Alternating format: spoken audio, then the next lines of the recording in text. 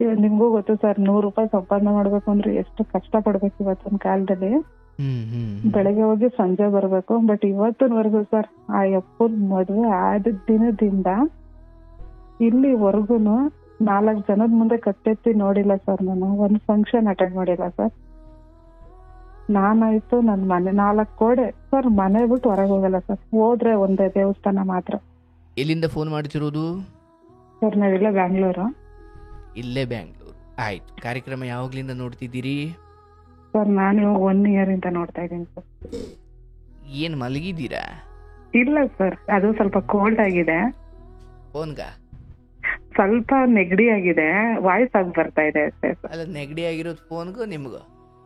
ನನಗೆ ಸರ್. ಅಯ್ಯೋ ದೇವ. ಆಯ್ತು. ಕಾರ್ಯಕ್ರಮ ಯಾವಾಗ್ಲಿಂದ ನೋಡ್ತಿದ್ದೀರಿ? 1 ವರ್ಷ ಆಯ್ತು ಸರ್. ಆಯ್ತಪ್ಪ. ಚೆನ್ನಾಗಿದ್ದೀರಾ? ಹಾ ಚೆನ್ನಾಗಿದ್ದೀರಾ ಸರ್, ನೀವ್ ಹೇಗಿದ್ದೀರಾ? ಓ ಚೆನ್ನಾಗಿದ್ದೀನ. ಊಟ ಮಾಡಿದ್ರಾ? ಹಾ ಸರ್, ಊಟ ಆಯ್ತು, ನಿಮ್ದು? ಆಯ್ತಪ್ಪ. ಏನಾದ್ರು ಹೇಗಿದ್ದೀರಾ? ಓ ಚೆನ್ನಾಗಿದ್ದೀನಮ್ಮ, ಬಹಳ ಚೆನ್ನಾಗಿದ್ದೀನಿ, ಥ್ಯಾಂಕ್ ಯು. ಏನಾದ್ರು ಹಂಚ್ಕೊಳ್ಳೋದಿದ್ಯಾ? ಹೌದು ಸರ್, ನಿಮ್ ಕಾರ್ಯಕ್ರಮ ತುಂಬಾ ಚೆನ್ನಾಗಿ ಬರುತ್ತೆ. Thank you. ಏನ್ ಮಾಡ್ಕೊಂಡಿರೋದು ನೀವು? ನಾವು ಮನೇಲೇ ಇರೋದು ಸರ್. ಮನೇಲೇ ಇರೋದು?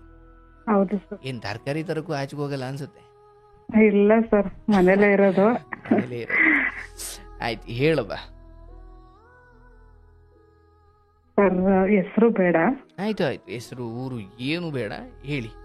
ಅಂದ್ರೆ ನಿಮ್ಮ ಮೂಲ ಬೆಂಗಳೂರೇನಾ ಅಥವಾ ಬೇರೆ ಕಡೆಯವರ? 1 ನಿಮಿಷ ಸರ್.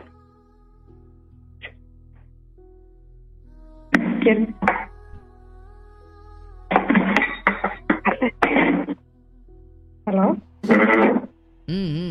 ಏನಮ್ಮ ಶಬ್ದಗಳು ಏನೇನು?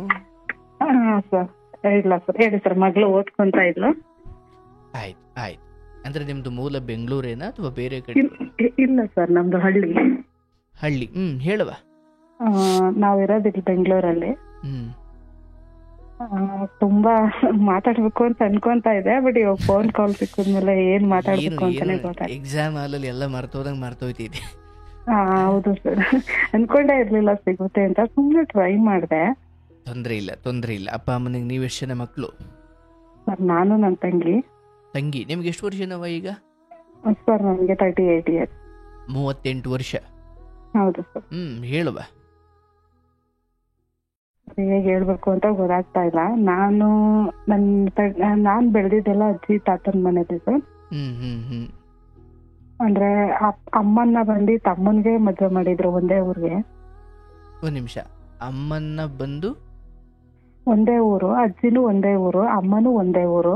ಓಕೆ. ಒಂದೇ ಊರು ಮದ್ವೆ ಮಾಡಿದ್ರು. ಅಪ್ಪ ತುಂಬಾ ಕುಡಿಯೋರು ಸರ್. ನಾವು ಅಜ್ಜಿ ತಾತನ ಮನೆಯಲ್ಲೇ ಬೆಳೆದಿದ್ದು. ಅಮ್ಮ, ನಾನು, ತಂಗಿ ಎಲ್ಲ ಒಟ್ಟಿಗೆ. ಅಜ್ಜಿ ತಾತ ಸೋದ್ರ ಮಾವಂದ್ರೆ ಸಾಕಿದೆ ನಮ್ಮನ್ನ. ಅವರೇ ಸಾಕಿ ಅವರೇ ಬೆಳೆಸಿ ಎಲ್ಲ ಮಾಡಿದ್ರು ಸರ್. ಇವಾಗ ಅಂತಂದ್ರೆ ಅವರು ಮಾವಂದ್ರಿಗೆ ಮದ್ವೆ ಮಾಡ್ಕೋಬೇಕು ಅನ್ನೋದೊಂದಿತ್ತು ಅವ್ರಿಗೆ. ಅವ್ರೇನ್ ಮಾಡಿದ್ರು, ಇಲ್ಲ ಅಂದ್ರೆ ಚಿಕ್ಕ ವಯಸ್ಸಲ್ಲಿ ಅಜ್ಜಿ ತಾತ ಎಲ್ಲ, ಈಗ ನಮ್ಮ ತಂದೆ ಸ್ವಲ್ಪ ಸರಿ ಇರ್ಲಿಲ್ಲ ಅಲ್ವಾ ಅವರು, ಹಂಗಾಗಿ ನಾವೇ ಮಾಡ್ಕೊಳ್ಳೋಣ, ನಾವು ಬೆಳೆಸಿರೋ ಹುಡುಗಿ ನಾವೇ ಒಬ್ಳನ್ನಾದ್ರೂ ಮಾಡ್ಕೋಬೇಕು ಅನ್ನೋದು ದೊಡ್ಡವಳಾಗಿರೋದ್ರಿಂದ ನನ್ನನ್ ಮಾಡ್ಕೋಬೇಕು ಅನ್ಕೊಂಡಿದ್ರು ಅವರು. ನೀವಿಬ್ರು ಅಕ್ಕ ತಂಗಿದ್ದೀರಾ? ಹೌದು ಸರ್, ನನ್ಗೂ ನನ್ನ ತಂಗಿಗೂ 12 ವರ್ಷ ಡಿಫ್ರೆನ್ಸ್ ಇದೆ. 12 ವರ್ಷ? 12 ವರ್ಷ ಡಿಫ್ರೆನ್ಸ್ ಇದೆ. ಯಾಕಂದ್ರೆ ಮಧ್ಯ ನನ್ನ ತಮ್ಮ ತಂಗಿ ಇಬ್ರು ತೀರೋದ್ರು ಸರ್. ಇವಳು ಲಾಸ್ಟ್ ಅವಳು. ನಾವು ಸದ್ಯಕ್ಕೆ ಬದುಕಿರೋದು ನಾವಿಬ್ರೆ ಈಗ. ಹಂಗಾಗಿ ಅವಳು ಏನಾಯ್ತು ಅಂತಂದ್ರೆ, ನನಗಿಷ್ಟ ಇರ್ಲಿಲ್ಲ ಮಾವನ್ ಮದ್ವೆ ಆಗ್ಬೇಕಂತ. ಅವರು ಮನೇಲಿ ಯಾರೇನು ಫೋರ್ಸ್ ಮಾಡಿಲ್ಲ. ಮಾವನು ಅವಾಗ ಹೇಳಿದ್ರು, ಪರವಾಗಿಲ್ಲ ನಾನ್ ಬೇರೆ ಕಡೆ ಆಗಿ ಅವಳನ್ನ ನಾನೇ ಮಾಡ್ತೀನಿ ಅಂದ್ಬಿಟ್ಟು ಮಾಡಿದ್ರು ಸರ್. ಅರ್ಥ ಆಗ್ಲಿಲ್ಲ. ಅವರು ಬೇರೆ ಕಡೆ ಮದ್ವೆ ಮಾಡ್ಕೊಂಡ್ರು. ನಿಮ್ಮ ಮಾವ? ಹೌದು, ಚಿಕ್ಕ ಮಾವ. ಅವರು ದೊಡ್ಡ ಮಾವ ಊರಲ್ಲೇ ವ್ಯವಸಾಯ ಮಾಡ್ತಾ ಇದ್ರು. ಚಿಕ್ಕ ಮಾವ ಬೆಂಗಳೂರಲ್ಲಿದ್ರು. ಅವರೇ ನಿಂತಿ ಫಸ್ಟ್ ದೊಡ್ಡ ಮಾವನ್ಗಾಯ್ತು, ಆಮೇಲೆ ಚಿಕ್ಕ ಮಾವನ್ನು ಮದ್ವೆ ಮಾಡ್ಕೊಂಡ್ರು. ನೆಕ್ಸ್ಟ್ ನಾನು ಸೆಕೆಂಡ್ PU ಮುಗಿಸಿ ಫಸ್ಟ್ ಇಯರ್ ಡಿಗ್ರಿ ಹೋಗ್ಬೇಕಾದ್ರೆ ಯಾಕೋ ಓದೋದು ಇಂಟ್ರೆಸ್ಟ್ ಇಲ್ಲ ಅಂತ ಬಿಟ್ಟೆ. ಅಂದ್ರೆ ನಿಮ್ಮ ಹಾ. ನಿಮ್ಮ ನಿಮ್ಮ ಮಾವನ ಮೇಲೆ ಅಂದ್ರೆ ನಿಮಗೆ ಇಷ್ಟ ಇರಲಿ, ಯಾಕೆ ಇಷ್ಟ ಇಲ್ಲ ಇರಲಿಲ್ಲ? ಸರ್, ಯಾಕೆಂದ್ರೆ ಅದು ನಂಗೆ ಚಿಕ್ಕ ವಯಸ್ಸಿಂದ ಸ್ವಲ್ಪ ಅಪ್ಪ ಆ ತರ ಇದ್ರಲ್ವಾ, ಓಕೆ ಆ, ಓಕೆ. ಹಂಗಾಗಿ ಮಾವ ಸೊ ಯಾವುದೇ ಸ್ವಲ್ಪ ಭಾವನೆಗಳು ಸ್ಟ್ರಿಕ್ಟ್. ಇರಲಿಲ್ಲ ಅಂತ. ಹೌದು ಸರ್, ತುಂಬಾ ಸ್ಟ್ರಿಕ್ಟ್ ಆಗಿ ಬೆಳೆಸಿದ್ರು ಅಂದ್ರೆ ನಮ್ಮನ್ನ. ಅವರು ಏನ್ ನಿಮ್ಮನ್ನು ಕೇಳಿರ್ಲಿಲ್ಲ ಅಷ್ಟು, ಅಂದ್ರೆ ನಿಮ್ಮ ಇಲ್ಲ ಸರ್, ಆ ತರ ಎಲ್ಲ ನನ್ನ ಏನಿಲ್ಲ, ಆಗ್ತೀಯ ಅಂತ ಏನ್ ಅವ್ರು ಕೇಳಿರ್ಲಿಲ್ಲ. ಏನಿಲ್ಲ ಸರ್. ಅಜ್ಜಿ ತಾತಂಗೆ ಆಸೆ ಅಷ್ಟೇ ಮಾಡ್ಕೋಬೇಕು ಅನ್ನೋದು, ಬಟ್ ನಿಮ್ಮನ್ನು ಒತ್ತಾಯ ಮಾಡುವಷ್ಟು ಏನಿರ್ಲಿಲ್ಲ ಪಾಪ. ಏನು ಇರ್ಲಿಲ್ಲ ಸರ್. ಆ ತರ ಎಲ್ಲ ಏನಿಲ್ಲ, ತುಂಬಾ ಒಳ್ಳೆಯವರು ಸರ್. ಆಯ್ತು. ಸೆಕೆಂಡ್ PUC ಮುಗಿಸಿದ್ರಿ, ಆಮೇಲೆ? ಅವರು ಮದ್ವೆ ಆಯ್ತು ಅವ್ರಿಗೂನು. ಅವ್ರ ಮದ್ವೆ ಆದ್ಮೇಲೆ ಅವ್ರ ಮದ್ವೆ ಆಗಿದ್ದು 2-3 ವರ್ಷಕ್ಕೆ ನನ್ನನ್ನು ಮಾಡಿದ್ರು ಸರ್. ಹ್ಮ್ ನನ್ನ ಮನೇಲಿ ಹೇಗೆ ನಮ್ಮ ಅಮ್ಮ ಇದಾರಲ್ಲ, ಅವರ ತಂಗಿ ಅವ್ರಿಗೆ ಯಜಮಾನ್ರು ನೋಡಿ ಮದ್ವೆ ಮಾಡಿದ್ರು. ಹುಡುಗನ ಕಡೆ ಎಲ್ಲ ವಿಚಾರಿಸಿ ನೋಡಿ ಮದ್ವೆ ಮಾಡಿದ್ರು. ನಿಮ್ಮ ಅಮ್ಮರ ತಂಗಿ ಅಂದ್ರೆ ನಿಮ್ ತಂಗಿ ಗಂಡ. ಚಿಕ್ಕಮ್ಮನ್? ಚಿಕ್ಕಪ್ಪ. ಓಕೆ, ಹಾ, ಅವ್ರು ನಮ್ ನೋಡಿ ಚಿಕ್ಕಪ್ಪ. ಮಾಡಿದ್ರು ಬೇರೆ ಕಡೆ. ಯಾಕಂದ್ರೆ ಅಪ್ಪ ಆ ತರ ಎಲ್ಲ ಕುಡಿಯೋರಲ್ವಾ. ಹ್ಮ್ ಮುಂದೆ ಅಂದ್ರೆ ಮಾವಂದ್ರ ಹೆಂಗೆ ಅಂದ್ರೆ ತುಂಬಾ ಸೈಲೆಂಟ್ ಸರ್. ಅವ್ರೆಲ್ಲೂ ಆಚೆ ಹೋಗೋರಲ್ಲ, ಜನ ಸೇರೋರಲ್ಲ. ಅವರು ಹ್ಮ್ ಅವ್ರಾಯ್ತು, ಅವ್ರ ಕೆಲ್ಸ ಆಯ್ತು, ಆ ತರ.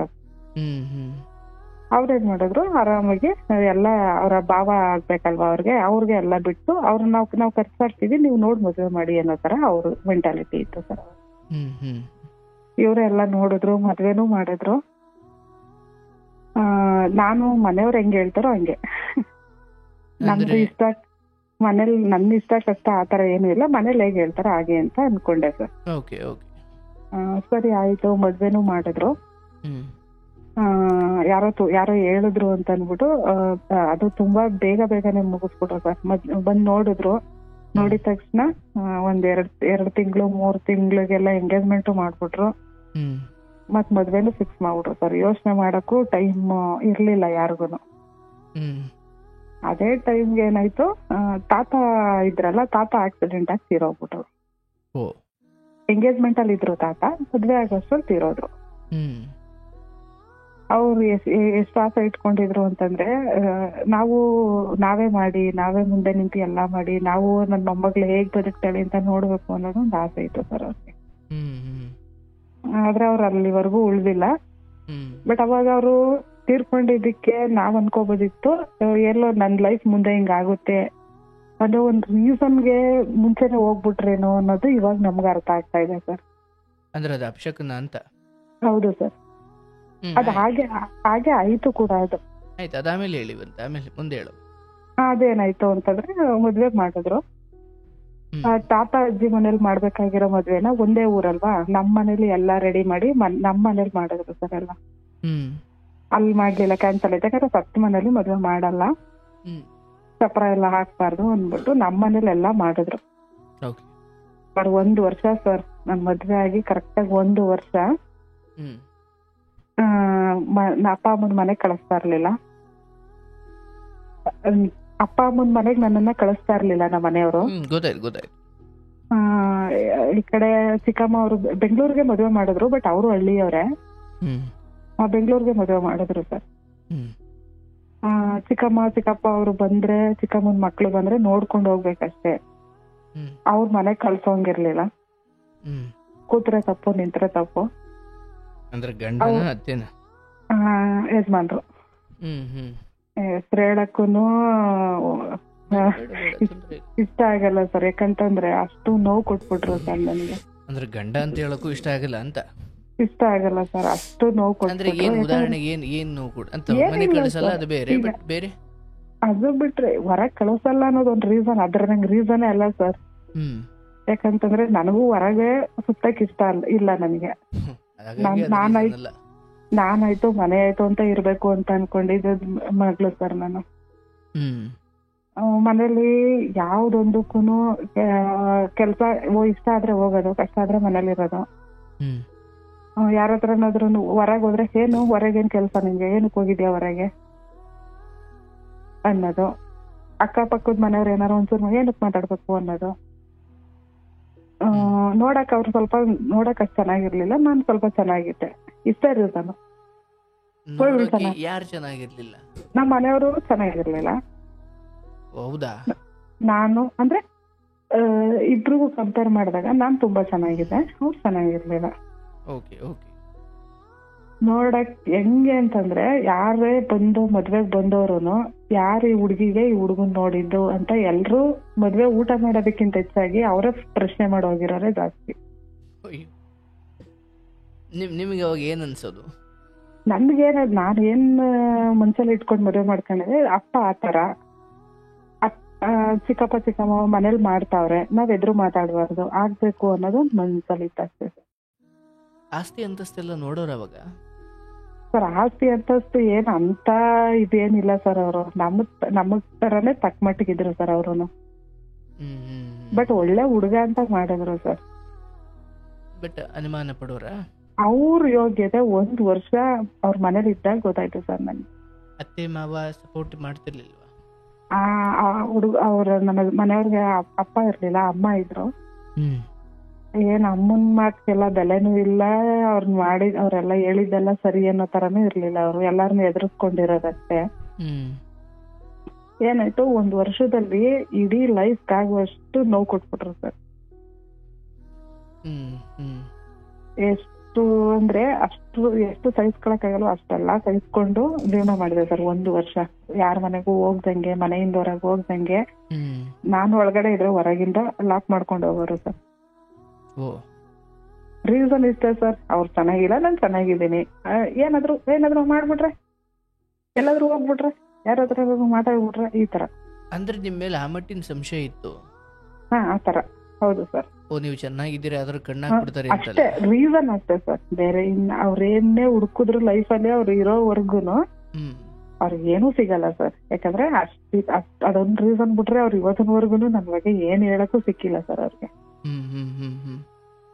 ಆಯ್ತು, 1 ವರ್ಷ ಆಯ್ತು, ನಾನ್ ಪ್ರೆಗ್ನೆಂಟ್ ಆದೆ ಸರ್. ಏನು ಮಾಡಕ್ಕಾಗಲ್ಲ. ಈಗ ಮನೇಲಿ ಮದುವೆ ಮಾಡೋರೆ, ಅನುಸರಿಸ್ಕೊಂಡು ಹೋಗ್ಬೇಕು, ಇಷ್ಟೇ ಸರ್ ನನ್ ಮೈಂಡಲ್ಲಿ. ಯಾಕಂದ್ರೆ ಅಮ್ಮ ಮದ್ವೆ ಆಗಿ ಅವ್ರಷ್ಟೆಲ್ಲ ಸೋದ್ರ ಮಾವನೇ ಮದ್ವೆ ಆಗಿದ್ರು ಅವ್ರ ಅಷ್ಟೆಲ್ಲ ಕಷ್ಟಪಟ್ಕೊಂಡ್ ಜೀವನ ಮಾಡೋರೆ. ಅವ್ರನ್ನ ನೋಡಿ ನಾವು ಕಲಿಬೇಕು. ಸಣ್ಣ ಪುಟ್ಟದಕ್ಕೆಲ್ಲ ಮನೆಗೆ ಹೋಗಿ ಕೂರೋದಲ್ಲ. ಈಗ್ಲೇ ಅಜ್ಜಿ ತಾತನ್ ಮನೇಲಿ ಬೆಳ್ದಿರೋ ನಾವು ಇನ್ನು ಮನೆಗೆ ಇದನ್ನೆಲ್ಲ ದೊಡ್ಡದ್ ಮಾಡ್ಕೊಂಡು ಮನೆಗೆ ಹೋಗಿ ಕೂರೋ ಇದು ಬೇಕಾಗಿಲ್ಲ ಅನ್ನೋ ಲೆಕ್ಕಕ್ಕೆ ನನ್ಗೆ ಯಾವ್ದನ್ನು ಏನನ್ನು ಹೇಳ್ಕೊತಾ ಇರ್ಲಿಲ್ಲ ಸರ್ ಮನೇಲಿ. ನಾನಾಯ್ತು, ಮನೆ ಕೆಲ್ಸ ಆಯ್ತು, ಅವ್ರು ಏನಾದ್ರು ಆಡ್ಲಿ, ನಾನ್ ಪಾಡು ನಾನು ಇರುವೆ ಸರ್. ಆವಾಗ 3 ತಿಂಗಳಿಂದ 4 ತಿಂಗಳು ಪ್ರೆಗ್ನೆಂಟ್. ಆವಾಗ ಮನೇಲಿ ಚಿಕ್ಕಮ್ಮ ಅವ್ರ ಮನೆಯಿಂದ ಬಂದು ನನ್ನನ್ನ ರೆಸ್ಟ್ ಅಲ್ಲಿ ಇರ್ಬೇಕು, ಡಾಕ್ಟರ್ ತೋರಿಸ್ಬೇಕು ಅಂದ್ಬಿಟ್ಟು ಕರ್ಕೊಂಡು ಹೋದ್ರು ಸರ್. ಅಲ್ಲಿದ್ವಿ, ಅಲ್ಲೆಲ್ಲ ಆಯ್ತು. ಅಲ್ಲೆಲ್ಲ ಮುಗಿಸಿ ಒಂದ್ 7-8 ತಿಂಗಳು ಅಲ್ಲೇ ತುಂಬಿಸಿದ್ರು ಸರ್. ಯಾಕಂದ್ರೆ ಏನು ಕೆಲಸ ಮಾಡೋದಂತೆ ಇರ್ಲಿಲ್ಲ ನಾನು. ಮತ್ತೆ ಕರ್ಕೊಂಡ್ ಬಂದ್ಬಿಟ್ರು. ಮತ್ತೆ ಎಲ್ಲಾ ಶ್ರೀಮಂತ ಎಲ್ಲ ಮಾಡ್ಕೊಂಡು ಮತ್ತೆ ನಮ್ಮ ಅಮ್ಮನ ಮನೆಗೆ ಹಳ್ಳಿಗೆನೆ ಊರಿಗೆ ಕರ್ಕೊಂಡು ಹೋದ್ರು ಸರ್. ಅಲ್ಲಿ ಕರ್ಕೊಂಡೋಗಿ ಮತ್ತೆ ನಾನು ಚಿಕ್ಕಮ್ಮನ ಮನೆಗೆ ಬಂದೆ ಸರ್. ಹಾಸ್ಪಿಟ್ಲ್ ತೋರಿಸಿ ಇಲ್ಲೇ ಡೆಲಿವರಿ ಮಾಡ್ಸೋಣ, ಹಳ್ಳಿ ಕಡೆ ಸ್ವಲ್ಪ ಬಸ್ ಎಲ್ಲ ಫೆಸಿಲಿಟಿ ಕಮ್ಮಿ, ಬೇಡ ಅನ್ಬಿಟ್ಟು ಇಲ್ಲಿಗೆ ಕರ್ಕೊಂಡ್ಬಂದ್ರು ಚಿಕ್ಕಮ್ಮನ ಮನೇಲಿ. ಇಲ್ಲೇ ಎಲ್ಲ ತೋರಿಸಿ ಎಲ್ಲ ಆಯ್ತು. 9 ತಿಂಗಳು ಹುಟ್ಟಬೇಕಾಗಿರೋ ಮಗು 8.25 ತಿಂಗಳಿಗೆ ಡೆಲಿವರಿ ಆಯ್ತು ಸರ್ ನಾನು. ಯಾಕಂದ್ರೆ ಯಾವ ಒಳ್ಳೆ ಊಟ, ಒಳ್ಳೆ ಟೋಟಲ್ ಏನು ಸಿಗ್ತಾ ಇರ್ಲಿಲ್ಲ ಸರ್ ನನ್ಗೆ ಅವಾಗ. ಬರೀ ನೋವು, ಆರೈಕೆ ಇರ್ಲಿಲ್ಲ ಅಂತ ಏನು ಇರ್ಲಿಲ್ಲ ಸರ್ ಅವಾಗ.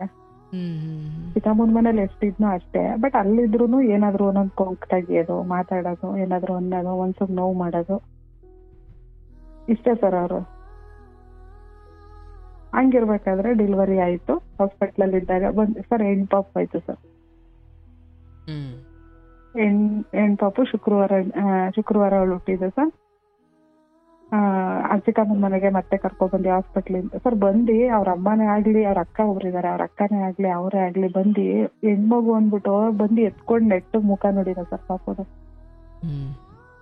ನಂಗೆ ಸಿಸರಿನ್ ಆಯ್ತು ಸರ್. ನನ್ಗೆ ಅನುಭವಿಸಕ್ ಆಗದೆ ಇರೋಷ್ಟು ನೋವಿದೆ.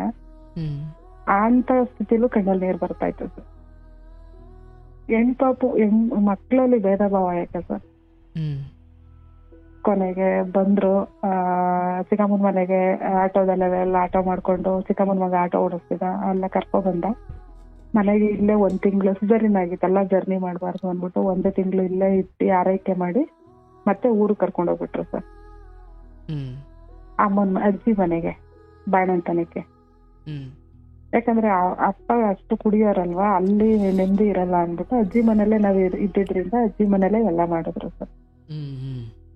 ಸರ್ ಅಲ್ಲಿಂದ ಸ್ಟಾರ್ಟ್ ಆಯ್ತು ಸರ್. ಅಲ್ಲಿಂದ ಶುರು ಆಯ್ತು ಬರೋದು, ಮಗು ನೋಡಕ್ಕೆ ಅಂತ ಬರೋದು. ಮಾವಂದ್ರ ಜೊತೆ ಮಾತಾಡಿದ್ರೆ ಸಹಿಸಲ್ಲ ಸರ್. ನನ್ನನ್ನ ಸಾಕಿ ಎತ್ತಿ ಆಡ್ಸಿ ಸಾಕಿ ಬೆಳೆಸಿರೋರು, ಅವರೇ ಮದುವೆ ಮಾಡ್ಕೋಬೇಕು ಅಂದ್ರೆ ಇವ್ರಿಗೆ ಏನಕ್ಕೆ ಸರ್ ಅವ್ರು ಮದುವೆ ಮಾಡ್ಕೊಡ್ತಾ ಇದ್ರು? ಓಹೋ, ಈಗ ಅಲ್ಲಿ ಪ್ರಶ್ನೆ ಏನು ಬಂತಲ್ಲಿ ಅಂದ್ರೆ ಏನಕ್ಕೆ ನಮ್ಮ ಮಾವ ಬೆಂಗಳೂರಲ್ಲಿ ಒಬ್ರಿದ್ರು ಚಿಕ್ಕವರು, ನನ್ನನ್ ಮಾಡ್ಕೋಬೇಕು ಅನ್ಕೊಂಡಿದ್ರಲ್ಲ ಅವರು. ಪಾಪ ಅವ್ರ ಮದ್ವೆ ಆಯ್ತು ಸರ್, ಮಕ್ಳು ಇರ್ಲಿಲ್ಲ. ಮಕ್ಳಂದ್ರೆ ಆಸೆ ಅಲ್ವಾ ಸರ್ ಅವ್ರಿಗೆ. ದೊಡ್ಡ ಮಾವನ್ಗೂ ಮದ್ವೆ ಆಯ್ತು, ಅವ್ರಿಗೂ ಮಕ್ಳು ಇರ್ಲಿಲ್ಲ ಸರ್. ಹಂಗಾಗಿ ಸ್ವಲ್ಪ ಲೇಟ್ ಆಗಿ ಆಯ್ತು ಅವ್ರಿಗೆಲ್ಲ. ಬಟ್ ಮೊದಲನೇ ಮೊಮ್ಮಗು ಫಸ್ಟ್ ಎಂತವ್ರಿಗೂ ಮನೇಲಿ ಮೊದಲನೇ ಮಗು ಅಂದ್ರೆ ಖುಷಿ ಇರುತ್ತಲ್ವಾ. ಅವರು 15 ದಿನಕ್ಕೊಂದ್ಸರಿ ಮಂದಿ ಪಾಪು ನೋಡಿ ಮಾತಾಡ್ಸಿ ಮಾಡಿದ್ರೆ ಅದನ್ನೂ ಸಹಿಸ್ತಾ ಇರ್ಲಿಲ್ಲ ಸರ್. ನಮ್ಗವ್ರು ಬರೀ ನಾವ್ ಇವತ್ತಿಗೂ ಸರ್ ಅವ್ರು ನಮಗ್ ಮಾವಂದ್ರಲ್ಲ ಸರ್, ಅಣ್ಣನ್ ಸ್ಥಾನದಲ್ಲಿದ್ದಾರೆ ಸರ್ ಅವರು. ನಮ್ಮ ಅಮ್ಮ ಚಿಕ್ಕಮ್ಮನ ಹತ್ರ ಹಂಚ್ಕೊಳ್ಳೋದಕ್ಕಿಂತ ಹೆಚ್ಚಾಗಿ ಕಷ್ಟ ಸುಖನ ನಮ್ಮ ಹತ್ರ ಹಂಚ್ಕೋತಾರೆ ಸರ್ ಇವತ್ಗೂ ಅವರು. ಅಷ್ಟು ಒಳ್ಳೆ ಮಾವಂದ್ರು ಸರ್ ಅವರು. ನಾವ್ ಮಾವ ಅನ್ನೋದಷ್ಟೇ ಹೆಸರಿಗೆ ಸರ್ ನಾವು, ಅವ್ರು ನಮ್ಗೆ ಅಣ್ಣನೇ ಸರ್ ಅವರು. ಬಟ್ ನಿಮ್ ಗಂಡನ ದೃಷ್ಟಿ ಬೇರೆ ಇತ್ತು. ಬೇರೆ ಇತ್ತು ಅಂದ್ರೆ ಅವ್ರು ಬಂದು ಹೋಗ್ತಾ ಇದ್ದಾಗ ಅವ್ರಿಗೆ ಆ ಭಾವನೆ ಬರ್ತಿತ್ತು, ಅದನ್ನ ಅವ್ರು ವ್ಯಕ್ತಪಡಿಸ್ತಿದ್ರ?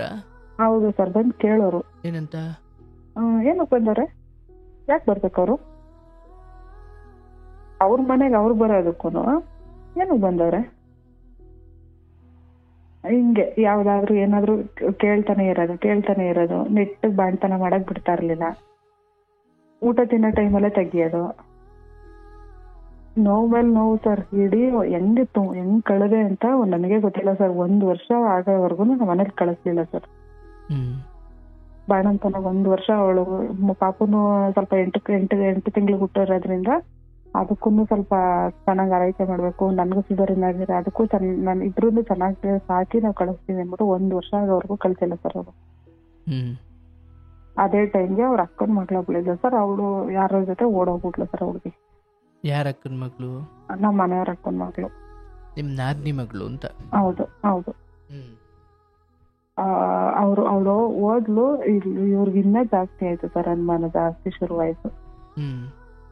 ಅದು ಎಲ್ಲ ತಲೆಗೆ ಹಾಕೊಂಡು ಇದೆಲ್ಲ ತಲೆಗೆ ಹಾಕೊಂಡು ಯಾರ ಹತ್ರ ಮಾತಾಡಿದ್ರು ಕುಂತ್ರು ನಿಂತ್ರು ಎಲ್ಲ ಸ್ಟಾರ್ಟ್ ಆಯ್ತು ಸರ್. ನಾನು ಬಾಣಂತನ ಮುಗಿಸ್ಕೊಂಡು ಯಾವ ಮನೇಲಿ ನನ್ನನ್ನ ಬೆಂಗಳೂರಲ್ಲಿ ಯಾವ ಮನೇಲಿ ಮದುವೆ ಮಾಡ್ಕೊಂಡು ಕರ್ಕೊಂಡು ಹೋಗಿದ್ರು ಆ ಮನೆಗೆ ಹೋದೆ ಸರ್ ಮೊದಲನೇ ದಿನ, 1 ವರ್ಷ ಆದ್ಮೇಲೆ.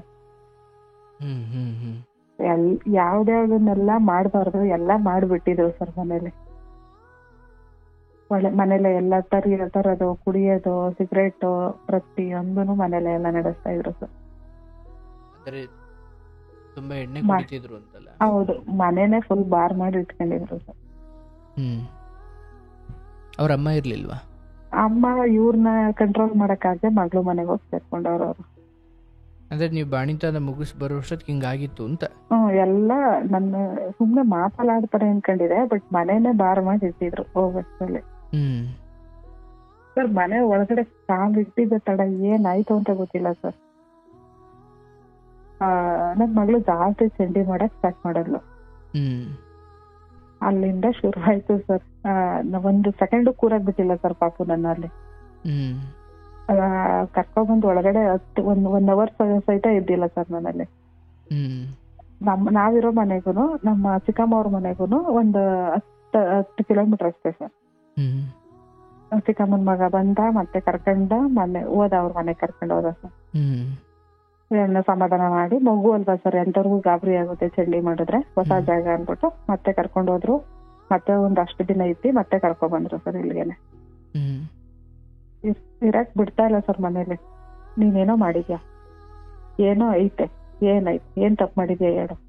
ಅಂದ್ರೆ ಆ ಡೌಟ್ ಮೊದ್ಲಿಂದ ಇತ್ತಿದ್ದ ಹೌದು, ಬಟ್ ಇಲ್ಲಿ ವಿಶೇಷವಾಗಿ ಹೌದಾ ಅಥವಾ ಮಾಮೂಲಿನ? ಅದು ಇಲ್ಲ ಸರ್, ಅವಾಗ ಏನ್ ಕೇಳ್ತಿದ್ರು ಮದ್ವೆಗಿಂತ ಅದೇ ಮಾತು ಅದೇ ಇದು. ನಾನೇನು ಮಕ್ಳ ಮೇಲೆ ಪ್ರಮಾಣ ಮಾಡ್ಲಿ, ನನ್ ಮೇಲೆ ಪ್ರಮಾಣ ಮಾಡ್ಕೊಳ್ಳಿ, ನಿಂಗೆ ಬೇರೆ ಒಂದ್ ಜೊತೆ ಸಂಬಂಧ ಇದೆ ಅಂತಲ್ಲ, ಆತರ. ಅದರಲ್ಲೂ ಅವ್ರ ಮುಖ್ಯ ಬೆರಳಿದ್ದಿದ್ ಯಾರ ಕಡೆ? ಹೌದು ಸರ್. ಅಲ್ಲ ಅವ್ರು ಮುಖ್ಯವಾಗಿ ಇಂಥವನೇ ಅಂತ ಯಾರನ್ನಾದ್ರೂ ಹೇಳ್ತಿದ್ರ? ಇಲ್ಲ ಸರ್, ಸರ್ ಇವತ್ತಿಗೂ ನಾನು ಹುಡುಕೋ ಬರ್ತೀನಿ ಅಂದ್ರೆ ಅವ್ರಿಗೆ ಯಾರು ಸಿಗಲ್ಲ ಸರ್, ಯಾಕಂದ್ರೆ ನಾನು ಆತರ ಅಲ್ಲ. ಬಟ್ ಅವ್ರ ಒಳಗಡೆನ ಆ ಕಸವನ್ನು ಹೊರಗಡೆ ಹಾಕ್ಲಿಕ್ಕೆ ಹೌದು ಸರ್, ನಿಮ್ಮನ್ನ ತಪ್ಪಿತಸ್ಥರಾಗಿ ಮಾಡ್ತಿದ್ರು. ಹೌದು ಸರ್. ಏನ್ ಹೇಳ್ತಿದ್ದೆ ಆಗೆಲ್ಲ ನೀವು? ಅಷ್ಟೇ, ನಾನ್ ದೇವ್ರ ಮೇಲೆ ಪ್ರಮಾಣ ಮಾಡ್ತಿದ್ದೆ, ಅಪ್ಪ ಅಮ್ಮನ ಮೇಲೆ ಪ್ರಮಾಣ ಮಾಡ್ತಿದ್ದೆ, ಅಯ್ಯೋ, ನನ್ ಮಗು ಮೇಲೆ ಪ್ರಮಾಣ ಮಾಡ್ತಿದ್ದೆ. ಇದಕ್ಕಿಂತ ಸಾಯ್ಬೇಕು ಸರ್, ನಾನ್ ಸತ್ ಮೇಲೆ ಹೆಂಗ್ ಸರ್ ಪ್ರೂವ್ ಮಾಡ್ಕೊಳ್ಳಿ? ಏನೋ ಇತ್ತೇನೋ ಅದಕ್ಕೆ ಸತ್ತೋಗ್ಬಿಡ್ಲು ಅಂತಾರೆ, ಸತ್ತೋದ್ರು ಸಾಯಕ್ಕೂ ಆಗಲ್ಲ. ಕೊನೆಗೆ ನಮ್ಗೆ ಇರಕ್ ಆಗ್ತಾ ಇಲ್ಲ ಅಂತಂದೆ, ಫೋನ್ ಮಾಡಿದೆ ಚಿಕ್ಕಮ್ಮನ ಮನೆಗೆ, ಅವ್ರು ಬಂದು ಮತ್ತೆ ಕರ್ಕೊಂಡೋದ್ರು ಸರ್. ಯಾಕೋ ಬಿಟ್ರಿ, ಹಿಂಗೆ ಸರಿ ಹೋಗಲ್ಲ, ಇಲ್ಲೇ ಅಷ್ಟ್ರಾಗ್ಲೇ ಮನೆ ಸರಿಯಾಗಿ ಬಾಡಿಗೆ ಕಟ್ಟಿದೆ, ಅವ್ರ ಅಮ್ಮನೂ ಇಲ್ಲ, ಯಾರು ಇಲ್ಲ, ಏನ್ ಮಾಡಕ್ಕಾಗುತ್ತೆ, ಮನೇಲಿ ಹೆಂಗೆ ಓನರ್ ಎಲ್ಲ ಮನೆ ಖಾಲಿ ಮಾಡಿ ಅಂತ ಹೇಳ್ತಾ ಇದ್ರಂತೆ. ಅಷ್ಟರಲ್ಲಿ ಅಲ್ಲಿ ನಮ್ ಚಿಕ್ಕಮ್ಮನ ಮನೆ ಹತ್ರನೇ ಅವ್ರ ಅಮ್ಮ ಎಲ್ಲ ಬಂದು ಇದೊಂದ್ಸರಿ ಕಳಿಸಿ ನೋಡಿ ಮಾಡೋಣ ಅಂದ್ಬಿಟ್ಟು ಅವ್ರ ಅಕ್ಕನ ಮನೆ, ಇಲ್ಲ ಅವ್ರು ಬೆಂಗಳೂರಲ್ಲೇ ಇದ್ದೀವಿ, ಅವ್ರ ಅಕ್ಕನ ಮನೆ ಕರ್ಕೊಂಡೋದ್ರು ಸರ್. ಸರ್ 20 ದಿನ ಇದೆ ಸರ್ ಅವ್ರ ಮನೇಲಿ.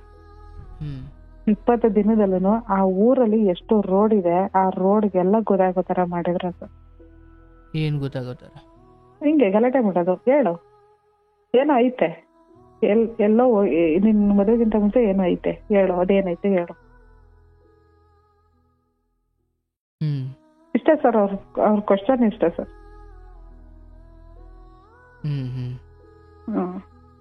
ನಾನ್ ಆಗ್ಲೂ ಅದೇ ಮಾತು, ನೀನ್ ಏನೇ ಹೇಳಿದ್ರು ಅಷ್ಟೇ, ಇಲ್ದಿರೋದ್ನ ಯಾರ್ ಸರ್ ಇಲ್ದಿರೋದ್ನ ಇದೆ ಅಂತ ಹೇಳಕ್ ಆಗುತ್ತಾ? ಇಲ್ಲ, ನನ್ನಂತೂ ನನಗೇನೂ ಮಾಡಿಲ್ಲ. ನಾನ್ ಮದುವೆ ಮಾಡ್ಕೊಂಡಿದೀನಿ, ನನ್ ಗಂಡನ್ಗೆ ಎಷ್ಟು ನ್ಯಾಯವಾಗಿರ್ಬೇಕು ಅಷ್ಟು ನ್ಯಾಯವಾಗಿ ನಾನು ಬದುಕ್ತಾ ಇದ್ದೀನಿ ಅಷ್ಟೇ. ಅದ್ರ ಮೇಲೆ ನನ್ಗೇನು ಗೊತ್ತಿಲ್ಲ. ಏನೇ ಅಂದ್ರು ಅಷ್ಟೇ, ಏನೇ ಮಾಡಿದ್ರು ಅಷ್ಟೇ, ನಾನು ಇರೋದೇ ಹೇಳೋದು ಅಷ್ಟೇ ಅಂತ ನನ್ ಅದೇ ಮಾತು ಸರ್. ನಂದು ಅದೇ ಮಾತು, ಅವ್ರದ್ದು ಅದೇ ಮಾತು ಸರ್. ನನ್ಗಿರಕ್ ಆಗ್ಲಿಲ್ಲ ಸರ್ ಅಲ್ಲಿ. ಏನ್ ಮಾಡ್ದೆ ಅಂದ್ರೆ, ಯಾರಿಗೂ ಹೇಳೋದ್ ಬೇಡ, ಬಟ್ಟೆ ಎತ್ಕೊಂಡು ಮಗು ಎತ್ಕೊಂಡು ಇನ್ ಬದುಕ್ಬಾರ್ದು, ಇದ್ರ ಮೇಲೂ ನಾನ್ ಬದುಕಿದ್ರೆ ಆ ಬದುಕಿಗೆ ಅರ್ಥನೇ ಇಲ್ಲ ಅನ್ಕೊಂಡು ನಮ್ ಚಿಕ್ಕಪ್ಪ ಅವ್ರ ಮದುವೆ ಮಾಡಿದ್ರಲ್ಲ, ಅವ್ರಿಗೊಂದ್ ಕಾಲ್ ಮಾಡಿ, ಇವತ್ತಿಗೆ ನಿಮ್ ಮಗಳು ಇಲ್ಲ ಅನ್ಕೊಳ್ಳಿ. ಅವ್ರು ಚಿಕ್ಕಪ್ಪ ಚಿಕ್ಕಮ್ಮ ಅನ್ನೋದಕ್ಕಿಂತ ಹೆಚ್ಚಾಗಿ ಅಪ್ಪ ಅಮ್ಮನ್ ತರ ಇದ್ರು ಸರ್ ನಮ್ಗೆ. ಇನ್ಮೇಲೆ ನಾನ್ ಬದುಕಲ್ಲ, ನನ್ಗೆ ಈ ನೋವನ್ನ ಇಟ್ಕೊಂಡು ನಾನು ಊರಲ್ಲೂ ಹೋಗಿ ಜೀವನ ಮಾಡಕ್ಕಾಗಲ್ಲ, ಎಲ್ಲ ಆಡ್ಕೊಂತಾರೆ ನಮ್ಮನ್ನ, ನಾನೇನ್ ಬದುಕಲ್ಲ, ಈ ಮಗಳಿದ್ಲು ಅನ್ನೋದನ್ನ ಮರ್ತ್ಬಿಡಿ ಅಂತ ಒಂದ್ ಕಾಲ್ ಮಾಡಿ ಮನೆಯಿಂದ ಹೊರಟೆ ಸರ್. ಎಲ್ರೂ ತಡೆದ್ರು ಸರ್. ನಾನ್ ಕಾಲ್ ಮಾಡಿದ್ದು 1/4 ಗಂಟೆ ಅರ್ಧ ಗಂಟೆಗೆ ನನ್ ಸಿಗಪ್ಪ ನಮ್ಮ ಮನೆ ಹತ್ರ ಇದ್ರು ಸರ್. ಅಲ್ಲಿ ಓದೋದವ್ರೆ 1-2 ಬಿಟ್ರು ಸರ್ ಅವ್ರಿಗೆ. ಏನೋ ಮಾಡಿದಾಳೆ ನನ್ ಮಗಳು, ನೋಡಿದ್ಯಾ ತೋರ್ಸು, ನಾನ್ ಮನೆಗ್ ನಾವು ಕರ್ಕೊಂಡ್ ಹೋಗ್ತೀನಿ ನನ್ ಮಗಳನ್ನ. ಎಷ್ಟೋ ನೋವು ಕೊಡ್ತಿದ್ಯಾ ನೀನು 1.5 ವರ್ಷದಿಂದ ಹುಡ್ಗಿಗೆ ಅನ್ಕೊಂಡ್ 1-2 ಹೊಡೆದ್ರು ಸರ್. ನಾನಿದೀನ್ ಬಾರಮ್ಮ, ನಾನ್ ಮಾಡಿದೀನಿ, ನಾನ್ ಸಾಯೋವರೆಗೂ ನಾನ್ ನೋಡ್ಕೊತಿದ್ ಬಾರಮ್ಮ ಅಂತ ಕರ್ಕೊಂಡ್ ಬಂದ್ರು ಸರ್ ಮನೆಗೆ ನಮ್ ಚಿಕ್ಕಪ್ಪ ಅವರು. ನನ್ಗ್ ಗೊತ್ತಿರ್ಲಿಲ್ಲ ಅಮ್ಮ, ಮಾಡ್ಬಿಟ್ಟೆ. ಚಿಕ್ಕಪ್ಪ ಅಂದ್ರೆ ನಮ್ಮ ಅಮ್ಮನ ತಂಗಿ ಗಂಡ ಸರ್. ಅಮ್ಮನ ತಂಗಿಯ ಗಂಡ. ಓಕೆ, ನಿಮಗ್ ಚಿಕ್ಕಪ್ಪ ಅಂದ್ರೆ ಅವತ್ತಿಗೆ ತಂದೆ ಇರ್ಲಿಲ್ಲ, ನಿಮ್ ತಾಯಿ ಮಾತ್ರ ಇದ್ರು? ಅಂದ್ರೆ ತಂದೆ ಇದ್ರು ಸರ್, ಬಟ್ ವೇಸ್ಟ್ ಇದ್ರು. ಬಟ್ ಆಕ್ಸಿಡೆಂಟ್ ಆಗ್ತಿರ್ಕೋ ನಿಮ್ ತಾತ ಸರ್. ಓಕೆ, ಇಲ್ಲಿ ನಿಮ್ ಚಿಕ್ಕಪ್ಪ ನಿಮ್ಮನ್ನ ಆ ರೀತಿ ಕರ್ಕೊಂಡು ಹೋದ್ರು ಅಂದ್ರೆ ಇಲ್ಲಿ ಗಂಡ ಏನಂದ್ರು ಅವಾಗ? ಆಯ್ತು ತಪ್ಪಾಯ್ತು ಅಂದಿಲ್ವಾ? ಏನೇ ಹೇಳಿಲ್ಲ ಸರ್. ಒಂದ್ ಕಡೆ 2 ಬಿಟ್ರು, ಒಂದ್ ಕಡೆ ಕೂತಿದ್ರು, ಕರ್ಕೊಂಡ್ ಬಂದ್ರು ಸರ್ ಮನೆಗೆ. ಇನ್ ನನ್ ಮಗಳನ್ ಕಳ್ಸಲ್ಲ, ನನ್ ಮಗಳು ಮಾಡಿದ್ರೆ ಹೇಳೋ, ಮಾಡ್ಲಿಲ್ಲ, ಮಾಡದೇ ಇರೋದ್ನ ನೀನ್ ಇಲ್ದೇ ಇರೋದೆಲ್ಲ ಊಹಿಸ್ಕೊಂಡು ಜೀವನ ಹಾಳು ಮಾಡ್ಕೊಂಡ್ರೆ ಇನ್ಮೇಲೆ ನಮ್ ಮನೆ ಬಾಗ್ಲಿಗೆ ಕಳಿಸಿ ಅಂತ ಬಂದ್ರೆ ಚಪ್ಪಲಿ ತಗೊಂಡ್ ಹೊಡಿತೀನಿ ಅಂದ್ಬಿಟ್ಟು ಬಂದ್ರು ಸರ್. ಅಲ್ಲೇನೆ ಕೊನೆಗೆ ಮನೆ ಕರ್ಕೊ ಬಂದ್ರು. ಮನೆಯಲ್ಲೂ ಎಲ್ಲಾರು ಊರಿಂದ ನ್ಯಾಯದವ್ರು ಎಲ್ಲಾರು ಕರ್ಕೊ ಬಂದ್ರು. ಇದೊಂದ್ಸರಿ ನೋಡಿ ಅಂದ್ರು ಸರ್. ಯಾರು? ನ್ಯಾಯದವ್ರು, ಅವ್ರ ಊರವ್ರೆಲ್ಲ. ಅಂತ ನಿಮ್ ಗಂಡ ಕರ್ಕೊಂಡು ಬಂದಿದ್ರ? ಹೌದು ಸರ್. ಮತ್ತೆ ಮಾಡಲ್ಲ, ಬನ್ನಿ ಕಳಿಸಿ, ನಾನ್ ಮತ್ತೆ ಹಂಗಿರಲ್ಲ, ಮತ್ತೆ ಸರಿಯಾಗಿರ್ತೀನಿ ನಾನು. ಈಗ ಈ ತಪ್ಪು ಮಾಡಲ್ಲ ನಾನು ಇನ್ಮೇಲೆ ಸರಿ ಹೋಗ್ತೀನಿ ನಾನು ಅಂದ್ರು. ಸರಿ ಆಯ್ತು, ಈ ನಾವು ದೂರ ಎಲ್ಲೂ ಕಳ್ಸಲ್ಲ, ಮಗು ಐತೆ, ಆಮೇಲೆ ಏನಾದ್ರು ಹೆಚ್ಚು ಕಮ್ಮಿ ಮಾಡ್ಕೊಂಡ್ರೆ ಕಷ್ಟ ಆಯ್ತದೆ, ಇಲ್ಲೇ ನಮ್ ಪಕ್ಕದಲ್ಲೇನೆ 1-2-3 ರೋಡ್ ಹಿಂದೆ ಅವರು ಸ್ವಂತ ಮನೆ ಸರ್ ಅವ್ರದ್ದು, ಬೇರೆ ಕಡೆ ಬಾಡಿಗೆ ಮನೆ ಮಾಡಿ ಇಲ್ಲೇ ಇರಿಸಿ ಅಂತ ಹೇಳಿದ್ರು ಸರ್ ಅವ್ರು. ಆಯ್ತು ಅಂದ್ಬಿಟ್ಟು ಅವ್ರ ಪಕ್ಕದಲ್ಲಿ ಒಂದ್ 20 ಹೆಜ್ಜೆ ದೂರದಲ್ಲಿ ಮನೆ ಮಾಡಿ ನನ್ನನ್ನು ಇರ್ಸಿದ್ರು ಸರ್. ಸರ್ 6 ತಿಂಗಳು ಸರ್ ಅಲ್ವಾ. ಅಲ್ಲಿ ಈಗ ನಮ್ಮ ಚಿಕ್ಕಪ್ಪ ಚಿಕ್ಕಮ್ಮನ ಮನೆ ಅಂದ್ರೆ ನಮ್ ರಿಲೇಟಿವ್ಸ್ ಎಲ್ಲ ಆಲ್ಮೋಸ್ಟ್ ಅಲ್ಲವ್ರೆ, ಯಾರನ್ನಾರು ಮಾತಾಡ್ಲಿ ಅಲ್ಲೂ ಅದೇ ಸರ್. ಹೊರಗ್ ಹೋದ್ರು ಅದೇ ಸರ್. ಯಪ್ಪ ಕೆಲ್ಸ ಮಾಡೋದನ್ನೇ ಬಿಟ್ಬಿಟ್ಟ ಸರ್ ಅವ್ರು. ಇದೇ ಒಂದ್ ದೊಡ್ಡ ಕಾಯಿಲೆ ಸ್ಟಾರ್ಟ್ ಆಯ್ತು, ಕೆಲ್ಸಕ್ಕೆ ಹೋಗೋದು ಬಿಟ್ಟ. ಕೊನೆಗೆ ಏನಾಯ್ತು ಸರ್, ನಾನು ಆ ಮನೇಲಿ 6 ತಿಂಗಳು ಇದ್ದೆ ಸರ್.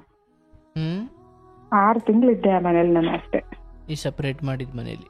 ಹೌದು. ಅಲ್ಲಿಂದನೂ ನನ್ ಕೈಲಿ ಇರಕ್ ಆಗ್ಲಿಲ್ಲ ಸರ್. ಅಲ್ಲೂ ಅಷ್ಟೇ ಸರ್, ಅಕ್ಕಪಕ್ಕದಲ್ಲಿ ಅಯ್ಯೋ ಎಂತ ಹುಡುಗಿಗೆ ಎಂತ ಹುಡುಗನ್ ಮಾಡೋರೆ, ನಿಮ್ ಚಿಕ್ಕಪ್ಪನ ಬುದ್ಧಿ ಬೇಡವೇನಮ್ಮ, ಅವ್ರಿಗೆ ಗೊತ್ತಿರ್ಲಿಲ್ವೇನಮ್ಮ ಅಂತ ಎಲ್ಲಾರು ಅಯ್ಯೋ ಅನ್ನೋರು ಸರ್ ನಮ್ಮನಲ್ಲಿ. ಇಂಥ ಮಗು ಇಂಥ ಹೆಂಡತಿ ಸಾಕ ಯೋಗ್ಯತೆಯಿಂದ ಇಷ್ಟೆಲ್ಲ ಮಾಡ್ತಾನಲ್ಲ ಅಂತ ಬೈಯರು ಸರ್ ಎಲ್ಲ ಅಕ್ಕಪಕ್ಕದಲ್ಲಿ. ನಮ್ ಚಿಕ್ಕಪ್ಪ ಸ್ವಲ್ಪ ಅದೆಲ್ಲ ಬೇಕಾದಂತ ಮನುಷ್ಯ ಅವರು, ನಾನು ಎಲ್ರಿಗೂ ಗೊತ್ತಲ್ಲಿ. ಕೊನೆಗೆ ಅಲ್ಲೊಂದ್ 6 ತಿಂಗಳು ಅನುಭವಿಸ್ದೆ, ಅಲ್ಲೂ ಅದೇ ನೋವು ಅದೇ ನರಕ ಸರ್. ಒಂದ್ ದೇವಸ್ಥಾನಕ್ ಹೋದ್ರುನು ಬಂದು ಚೇಂಜ್ ಮಾಡಿರೋ ಬಟ್ಟೆನ ಚೆಕ್ ಮಾಡೋ ಅಂತ ಮನುಷ್ಯ ಸರ್ ಅವನು. ಎಲ್ಲೋ ಹೋಗ್ ಬಂದವಳೇನೋ ಸರ್. ಬಟ್ಟೆಲಿ ಏನ್ ಗೊತ್ತಾಯ್ತು? ಅದೇನ್ ಗೊತ್ತಾಗುತ್ತೋ ಗೊತ್ತಿಲ್ಲ ಸರ್. ಬಂದು ಬಟ್ಟೆ ಚೇಂಜ್ ಮಾಡಿದ್ರೆ ಬಟ್ಟೆನೇ ತೆಗ್ದು ನೋಡೋದು. ಹಿಂಗೆಲ್ಲಾ ಮಾಡ್ತಿದ್ರು ಸರ್. ಆಮೇಲೆ ಅಕ್ಕಪಕ್ಕ ಏನ್ಕರ ಅರ್ಶಿನ ಕುಂಕುಮ ಕರೆದ್ರೆ ಏನಾದ್ರು ಫಂಕ್ಷನ್ ಇದ್ರೆ ಹೋಗ್ಬಿಟ್ಟು ಅರ್ಶಿನ ಕುಂಕುಮ ತಗೊಬಂದು ಏನಾದ್ರು ಹೂವ ಕೊಡ್ತಾರೆ ಸರ್. ಹೂವಾಗ ಒಂದ್ ರೋಸ್ ಕೊಡ್ತಾರೆ. ಇವಾಗ ರೋಸ್ನ ತಲೆಗೆ ಇಟ್ಕೊ ಬರ್ತೀವಿ ನಾವು. ಅದ್ ಅಪ್ಪಿತಪ್ಪಿ ಮನೇಲಿ ಅದು ಬಿದ್ದೋಗ್ಬಿಟ್ಟಿದ್ರು, ಅದೂ ದೊಡ್ಡ ಡೌಟ್ ಸರ್. ಯಾಕೆ ಹೂವ ಎಲ್ಲ ಚೆಲ್ಲೈತೆ ಹೆಂಗೆ ಅಂದ್ರೆ ಸರ್, ಒಂದ್ ಹೆಣ್ಣಾಗಿ ಏನು ಕುಟ್ಟದ್ನೋ ಅನ್ನೋ ತರ ನೋವು ಕೊಟ್ರು ಸರ್. ಅದು ಆ ವಿಷಯದಲ್ಲೂ ನಾನು ನೋಡೋವರೆಗೂ ನೋಡಿದೆ ಸರ್, ಆಗ್ಲಿಲ್ಲ ಸರ್. ಯಾವ ಚಿಕ್ಕಪ್ಪನಿಗೂ ಹೇಳಲಿಲ್ಲ, ಚಿಕ್ಕಪ್ಪಂಗೂ ಹೇಳಲಿಲ್ಲ ಸರ್. ನಾನು 12 ಗಂಟೆ ರಾತ್ರಿ ನನ್ ಮಗುನ ಎತ್ಕೊಂಡು ಹೊರಟೆ ಸರ್. ಇನ್ನೂ ಬದುಕಿದ್ರೆ ನನ್ನ ಜೀವನಕ್ಕೆ ಅರ್ಥ ಇರಲ್ಲ, ಇನ್ನು ಬದುಕಲೇಬಾರ್ದು ಅಂತ. ಕೊನೆಗೆ ಮನೆ ಓನರು ನಮ್ ಚಿಕ್ಕಪ್ಪ ಅವ್ರ ಮನೆಗೆ ಹೋಗಿ ಅಷ್ಟೊತ್ತೊಂದ್ ರಾತ್ರಿಲಿ ಅವ್ರನ್ನ ಕರ್ಕೊಂಡ್ಬಂದ್ ಮನೆಗ್ ಕರ್ಕೊಂಡೋಗಿ ಮತ್ತೆ ಮಡಿಕೊಂಡ್ರು ಸರ್ ಅವರು. ಅಲ್ಲ, ನೀವ್ ಹಂಗ್ ಬದುಕಬಾರ್ದು ಅಂತ ಎಲ್ಗೂ ಹೋಯ್ತಿದ್ರಿ ಅವಾಗೆಲ್ಲ? ಸರ್ ಗೊತ್ತಿಲ್ಲ, ಒಟ್ಟು ಸಾಯ್ಬೇಕಷ್ಟೇ. ಅಲ್ಲ, ಈಗ ನಿಮ್ ಓನರ್ಗೆ ಹೆಂಗ್ ಗೊತ್ತಾಯ್ತು? ಅಲ್ಲಿ ಸರ್ ಅವರು ಮೇಲಿದ್ರು, ನಾವು ಕೆಳಗಡೆ ಇದ್ವಿ. ನಾವ್ ಮನೇಲಿ ಗಲಾಟೆ ಆದ್ರೆ ಅವ್ರಿಗೆ ಗೊತ್ತಾಗಲ್ಲ ಸರ್. ನನ್ ಮೈಂಡಲ್ಲಿ ಹೆಂಗೆ ಗೊತ್ತಾಗ್ತ ಸರ್, ಅವ್ರು ಆಡಿದ್ದು ಮಾಡಿದ್ದು ನೋಡಿ ನೋಡಿ ನೋಡಿ ನೋಡಿ ಹುಚ್ಚಿ ತರ ಆಗ್ಬಿಟ್ಟಿದೆ ಸರ್. ಸಾಯ್ಬೇಕು ಅಷ್ಟೇ, ಎಲ್ಲೋ ಹೋಗ್ಬಿಟ್ಟು ಸಾಯ್ಬೇಕಷ್ಟೇ, ಬದುಕ್ಬಾರ್ದು. ಇಷ್ಟೆಲ್ಲ ಮರ್ಯಾದೆ ಕಳ್ಕೊಂಡ್ ಬದುಕ್ಬಾರ್ದು. ಇಷ್ಟೇ ಸರ್ ಮೈಂಡ್ ಅವಾಗ. ಹುಚ್ಚಿನೇ ಆಗ್ಬಿಟ್ಟಿದೆ ಸರ್ ಅವಾಗ. ಆ ಟೈಮು ಕರ್ಕೊಂಡ್ ಮನೆಗ್ ಮಡಿಕೊಂಡ್ರು. ಅವಾಗ ಫೈನಲ್ ಒಂದ್ ಹೇಳಿದ್ರು, ನೋಡಮ್ಮ ನಿಮ್ಗೆ ಇಷ್ಟ ಇದ್ರೆ ಹೋಗು, ಇಲ್ವಾ ಇದ್ಬಿಡು, ಇನ್ ನಾವು ಬಲವಂತ ಮಾಡಿ ನಿನ್ನನ್ ಕಳ್ಸಲ್ಲ. 1 ಸರಿ ಅಲ್ಲ 3 ಸರಿ ನೋಡಿದ್ವಿ, ಇನ್ಮೇಲೆ ನಿನ್ ಇಷ್ಟ ಅಮ್ಮ ಅಂತ ಬಿಟ್ರು. ಅಲ್ಲಿಗೆ ಇನ್ ಎಷ್ಟೇ ಸರಿ ಬಂದ್ ಕರೆದ್ರು ನಾನು ಹೋಗ್ಲಿಲ್ಲ ಸರ್. ಈಗ ನನ್ಗೆ 1.5 ವರ್ಷ ಇರ್ಬೇಕಾದ್ರೆ ನನ್ ಮಕ್ಳನ್ನ ಬಿಟ್ಟು ನನ್ನನ್ ಬಿಟ್ಟು ದೂರ ಹೋಗಿದ್ ಮನುಷ್ಯ ನನ್ ಮಗಳು ಇವಾಗ 10th ಸರ್. ಇವತ್ತಿನವರೆಗೂ ಮಗಳೇಗಳು ಹೆಂಡತಿಗಳು ಅಂತ ಗೊತ್ತಿಲ್ಲ, ನೋಡಿಲ್ಲ ಸರ್. ಬಟ್ ಅವರು ಬೇರೆ ಮದುವೆ ಆಗಿದಾರಾ ಸರ್? ಒಬ್ಳನ್ನೇ ಸಾಕೋ ಯೋಗ್ಯತೆ ಇಲ್ಲ, ಇನ್ನೊಬ್ಳು ಮದುವೆ ಮಾಡ್ಕೊಂಡು ಸಾಕೋ ಯೋಗ್ಯತೆ ಎಲ್ಲಿ ಬರ್ಬೇಕು ಸರ್? ಅವ್ರಿಗೆ ಕೆಲ್ಸನೇ ಇಲ್ಲ ಅಂದ್ರೆ ಮದ್ವೆ ಎಲ್ಲಿಲ್ಲ ಸರ್? ಯೋಗ್ಯತೆ ಇದ್ದವ್ರು ಮಾತ್ರ ಮದುವೆ ಆಗ್ತಾರೆ ಅಂತ ನೀನ್ ಹೆಂಗ್ ಅಂದ್ಕೊಳ್ತೀಯವ? ಇಲ್ಲ ಸರ್, ನಿನ್ನ ಮದುವೆ ಆಗಂಗೆ ಇರ್ಲಿಲ್ವಲ್ಲ ಸರ್. ಅದ್ ಹೆಂಗೆ ಅಂತಂದ್ರೆ ಅನುಮಾನ ಅನ್ನೋದನ್ನ ಮೈಂಡ್ ಅಲ್ಲಿ ತುಂಬಿಕೊಂಡು ಕೆಲ್ಸನೇ ಬಿಟ್ಟು ಗೊತ್ತಿರಲ್ವಲ್ಲವಾ, ದುಡ್ಮೆನೆ ಬಿಟ್ರು ಸರ್. ಅದು ಇಲ್ಲ ಸರ್, ನಾನು ಈಗ್ಲೂ ಗ್ಯಾರಂಟಿ ಹೇಳ್ತೀನಿ ಸರ್, ಅವ್ರು ಯಾವ್ದೇ ಕಾರಣಕ್ಕೂ ಇನ್ನೊಂದ್ ಮದ್ವೆನೂ ಇಲ್ಲ, ನೆಲೆನೂ ಇಲ್ಲ ಸರ್ ಅವ್ರಿಗೆ. ಆ ಪರಿಸ್ಥಿತಿ ಇದಾರೆ ಇವತ್ತು. ನನ್ನಲ್ಲಿ ಕೆಟ್ಟತನ ಏನು ಇಲ್ಲದೆ ಇದ್ದಿದ್ದಕ್ಕೆ, ನಾನ್ ಕರೆಕ್ಟ್ ಆಗಿ ಇದ್ದಿದ್ದಕ್ಕೆ ಇವತ್ತು ನಾನ್ ಚೆನ್ನಾಗಿದ್ದೀನಿ ಸರ್. ಅವ್ರು ಅನುಭವಿಸ್ತಾರೆ ಸರ್. ಅವ್ರ ಅಮ್ಮನೂ ತೀರೋದ್ರಂತೆ, ನನಗ್ ಗೊತ್ತಿಲ್ಲ ಸರ್, ಅದು ಯಾರೋ ಹೇಳಿದ್ರು. ಅವ್ರ ಅಮ್ಮನೂ ತೀರೋಗವ್ರೆ.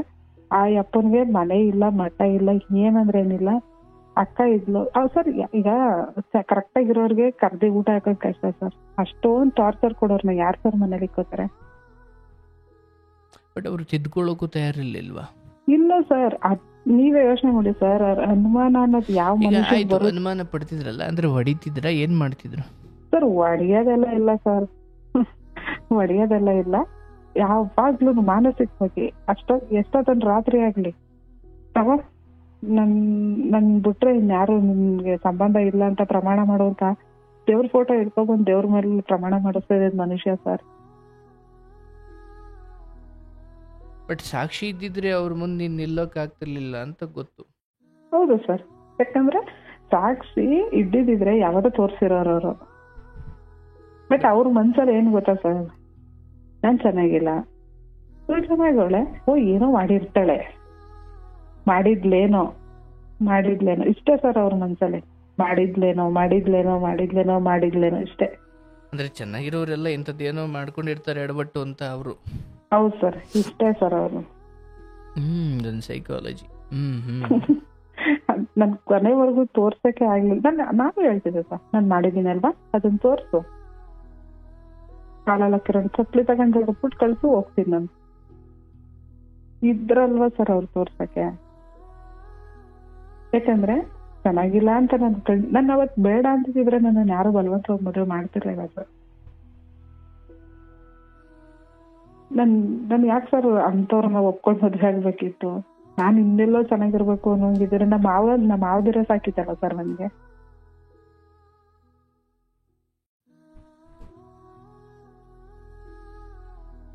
ಬಟ್ ಇಂಥದ್ದೆಲ್ಲ ಆದಾಗ ನಿಮ್ಮ ಮಾವ ಅವ್ರು ಇನ್ವಾಲ್ವ್ ಆಗ್ಲಿಲ್ವಾ? ಇಲ್ಲ ಸರ್, ಅವರು ತುಂಬಾ ಸೈಲೆಂಟ್ ಸರ್. ಅವರು ಹೇಳಿಲ್ವಾ ಸರ್, 15 ವರ್ಷ ಮಕ್ಳಿರ್ಲಿಲ್ಲ, ಇವಾಗೆಲ್ಲ ಮಕ್ಳಾಗಿದಾವೆ, ಅವ್ರ ತರನೇ ಹೆಂಡತಿ ಮಕ್ಳನ್ನ ನೋಡ್ಕೊಳ್ಳಿ ಸರ್. ಅವ್ರಿಗೆ ಅಷ್ಟು ನಾಲೆಡ್ಜ್ ಇದ್ರೂನು ಬಟ್ ಒಬ್ರ ಹತ್ರ ಕ್ವಶನ್ ಮಾಡೋಷ್ಟು ಅವ್ರಿಗೆ ಧೈರ್ಯ ಇಲ್ಲ ಸರ್. ಅವರು ಎಲ್ಲ ನಮ್ ಚಿಕ್ಕಪ್ಪನೇ ಹ್ಯಾಂಡ್ಲ್ ಮಾಡಿದೆ ಸರ್ ಅವಾಗ ಪ್ರತಿಯೊಂದನು. ಆಯ್ತಪ್ಪ, ಈಗ ದೂರ ಆಗಿ ಎಷ್ಟು ಸಮಯ ಆಯ್ತು? ಆಯ್ತು ಸರ್, ಇವಾಗ ನನ್ನ ಮಗಳು 10th ಓದ್ತಾ ಇದ್ದಾಳೆ. ನನ್ನ ಮಗಳು 1.5 ವರ್ಷ ಇರ್ಬೇಕಾದ್ರೆ ನಾವು ದೂರ ಆಗಿದ್ವಿ ಸರ್. ಓಹೋ, ಏನು 15 ವರ್ಷದ ಮೇಲೆ ಆಗ್ಬಿಟ್ಟಂಗಾರೆ? ಹೌದು ಸರ್.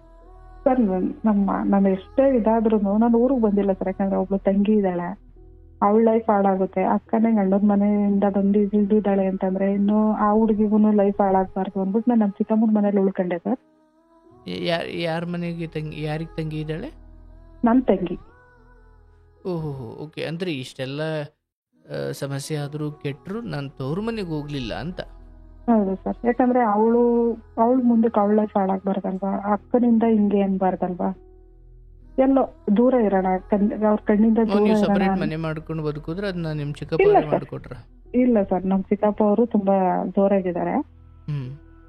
ಹೇಳ್ಬೇಕು ಅಂತಂದ್ರೆ ಅವತ್ತಿಗೂ ಜೋರಾಗೆ ಇದ್ರು, ಇವತ್ತಿಗೆ ಕೋಟಿ ಕೊಡ ಸರ್ ಅವರು.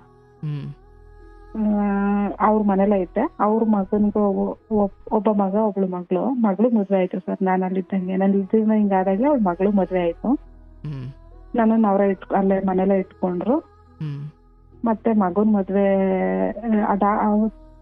ಹುಡ್ಗಿ ಮದ್ವೆ ಆದ್ಮೇಲೆ ನನ್ನ ತಮ್ಮನ್ ಮದ್ವೆ ಫಿಕ್ಸ್ ಆಯ್ತು.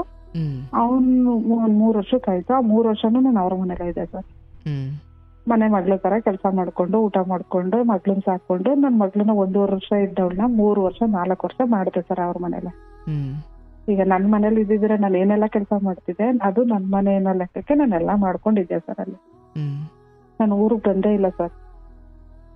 ನೆಂಟ್ರ ತರ ಹಬ್ಬದಲ್ಲಿ ಅಲ್ಲಿ ಹಬ್ಬಗಳಲ್ಲಿ ಹೋಗೋದು ಬರೋದು ಇಷ್ಟೇ ಸರ್.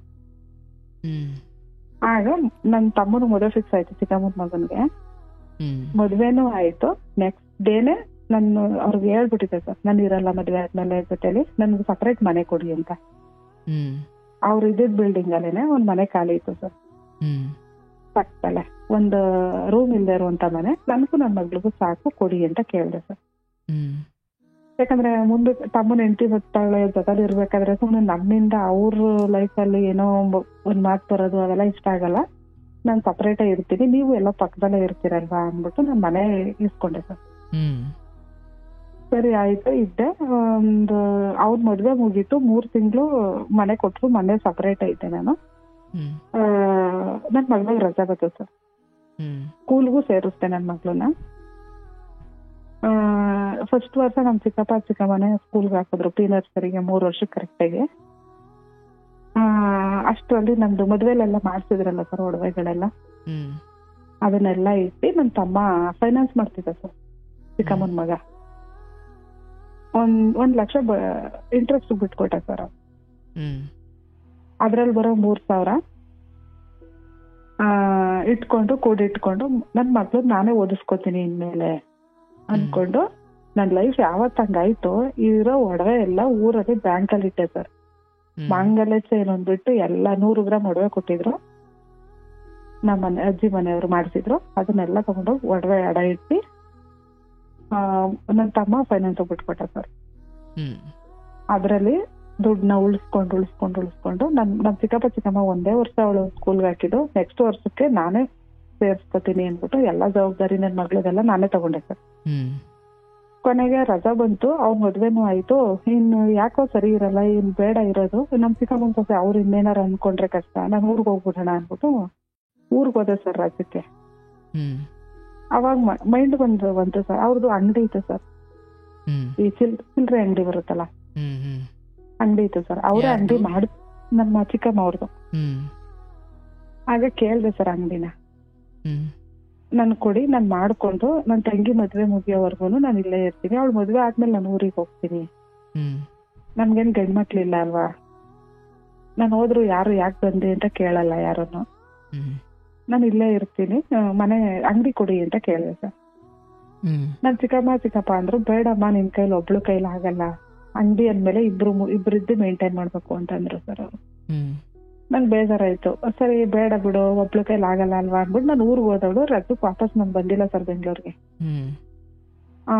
ಬಾಮ್ಮ ಅಂತ ಕರೆದ್ರು, ನಾನು ಇಲ್ಲ ಇನ್ನೇನ್ ಕೆಲಸ ನನ್ಗೆ, ನಾನು ಇಲ್ಲೇ ಸ್ಕೂಲ್ಗೆ ಹಾಕೊಂತೀನಿ, ನಾನು ಹೆಂಗೋ ಜೀವನ ನಡೀತಾ ಇದೆಯಲ್ಲ, 1-2 ಲಕ್ಷ 3 ಲಕ್ಷ ಇಟ್ಕೊಂಡಿದೀನಿ, ಹೆಂಗೋ ಜೀವನ ನಡೀತಾ ಇದೆ, ನಾನು ಇಲ್ಲಿ ಬರಲ್ಲ ಅಂತ ಹೇಳ್ದೆ ಸರ್ ಅವ್ರಿಗೆ. ಅವಾಗ ಅವ್ರು ಏನ್ ಮನ್ಸಲ್ಲಿ ಇಟ್ಕೊಂಡ್ರು ಅದ್ ನನಗ್ ಗೊತ್ತಿಲ್ಲ ಸರ್. ಇಲ್ಲ ಬಾರಮ್ಮ ಆಯ್ತು ಅಂಗಡಿ ಮಾಡುವಂತೆ ಅಂತ ಕರೆದ್ರು ಸರ್. ಅದೇ ಟೈಮ್ಗೆ ನನ್ ತಮ್ಮ ಫೈನಾನ್ಸ್ ಬಿಟ್ಕೊಟ್ಟಿದ್ದ ಅಂತ ಹೇಳಿದ್ನಲ್ಲ, ಅವರು ಅಲ್ಲಿ ನಾನು ಚೀಟಿ ಹಾಕೊಂಡಿದ್ದೆ ಸರ್. 1-2-3 ಲಕ್ಷ ಫೈನಾನ್ಸ್ ಬಿಟ್ಕೊಂಡು ಚೀಟಿ ಹಾಕಿದೆ ಸರ್. ಅದ್ರಲ್ಲಿ 2 ಲಕ್ಷ ದುಡ್ಡು ಬಂತು ಸರ್. ಅದೇ ಟೈಮಲ್ಲಿ ಫೋನ್ ಮಾಡಿ ಹೇಳಿದ್ರು, ಚೀಟಿ ಅಮೌಂಟ್ ಕ್ಲಿಯರ್ ಆಗಿದೆ ನಿಮ್ದು ತಗೊಳ್ಳಿ ಅಂತ. ಅಷ್ಟು ನಮ್ಮ ಚಿಕ್ಕಪ್ಪ ಅವ್ರು ಕೊಡಿ ಅಂತ ಹೇಳಿದೆ. ನಾನು ಊರಿಂದ ಬರೋ ಅಷ್ಟರಲ್ಲಿ ಅಂಗಡಿ ಎಲ್ಲ ಫುಲ್ಲು ಸಾಮಾನ್ ತಂದು ಜೋಡಿಸಿದ್ರು ಸರ್. ಎಲ್ಲ ರೆಡಿ ಮಾಡಿ ಇಟ್ಟಿದ್ರು, ಬಂದ್ವಿ, ಹಾಲು ಉಕ್ಸಿದ್ವಿ, ಅಂಗಡಿ ವ್ಯಾಪಾರ ಶುರು ಮಾಡಿದೆ ಸರ್. ಗಾಡಿ ಕಲ್ತಿಲ್ಲ ಸರ್, ಗಾಡಿನೂ ಕಲ್ತೆ ಸರ್. ಇನ್ಮೇಲೆ ಬೇಕಲ್ಲ ಸರ್, ಅವಶ್ಯಕತೆ ಇದೆ ಗಾಡಿ ಕಲಿಯೋದು. ಗಾಡಿನೂ ಕಲ್ತೆ, ಹೊಸ ಗಾಡಿ ತಗೊಂಡೆ, ತುಂಬಾ ಚೆನ್ನಾಗಿ ವ್ಯಾಪಾರ ಆಗ್ತಾ ಇತ್ತು ಸರ್ ಅಂಗಡಿಲಿ. ಒಬ್ಳೆ ಮೇಂಟೈನ್ ಮಾಡ್ತಿದ್ದೆ ಸರ್ ಅಂಗಡಿನ. ನನ್ ಮಗಳನ್ನ ನೋಡ್ಕೊಂಡು ಒಬ್ಳೆ ಮೇಂಟೈನ್ ಮಾಡ್ಕೊಂಡು ಸ್ಕೂಲ್ಗೆ ಕರ್ಕೊಂಡು ಹೋಗಿ ಕರ್ಕೊಬರೋದು, ಇಷ್ಟೇ ಸರ್ ನನ್ ಕೆಲ್ಸ. ಸಾಮಾನು ಇಲ್ದ ಇದ್ರೆ ಮಧ್ಯಾಹ್ನ ಬಾಗ್ಲಾಕೋದು, ಹೋಗ್ಬಿಟ್ಟು ಸಾಮಾನು ತಗೋ ಬರೋದು, ಇಷ್ಟೇ. ಇಲ್ಲಿವರೆಗೂ ಬಂದು 5 ವರ್ಷ ಅಂಗಡಿ ಮಾಡಿದೆ ಸರ್.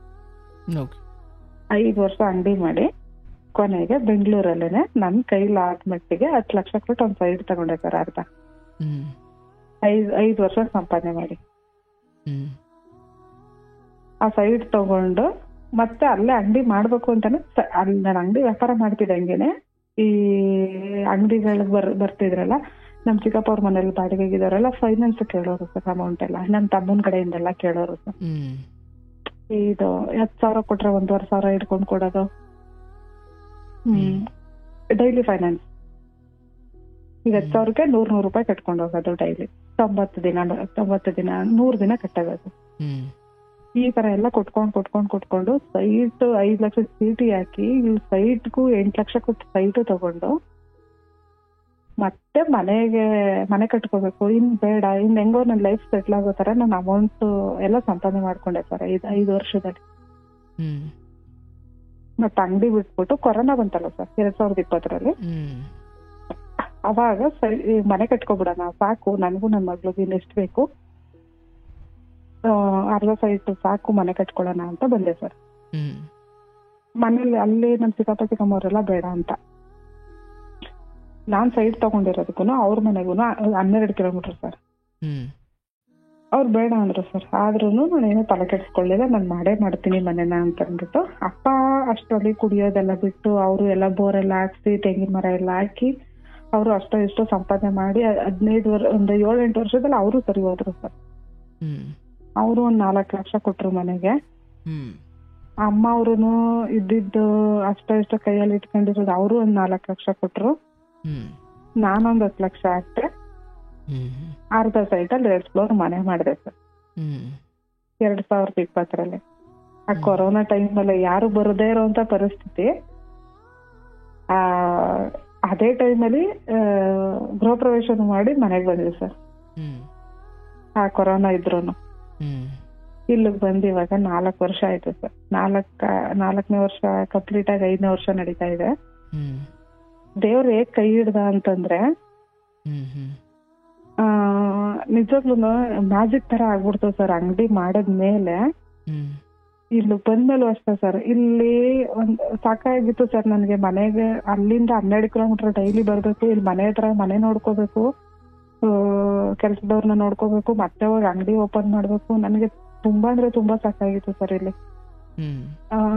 ಅಲ್ಲಿ ಅಂಗಡಿ ಬೇರೆ ಬಿಟ್ಬಿಟ್ಟು ಇಲ್ಲಿಗೆ ಬರ್ಬೇಕಾದ್ರೆ ನನ್ಗೆ ಅನ್ನಿಸ್ತಾ ಇತ್ತು 6 ತಿಂಗಳು ರೆಸ್ಟ್ ತಗೊಳ್ಳೋಣ, ಸಾಕಾಯ್ತು ನನ್ಗೆ, ಇನ್ನು ಆಮೇಲೆ ಬೇಕಾದ್ರೆ ಅಂಗಡಿ ಹುಡಿಕೊಂಡು ಇಲ್ಲೇ ಅಂಗಡಿ ಮಾಡೋಣ ಅನ್ನೋ ತರ ಪ್ಲಾನ್ ಇತ್ತು ಸರ್.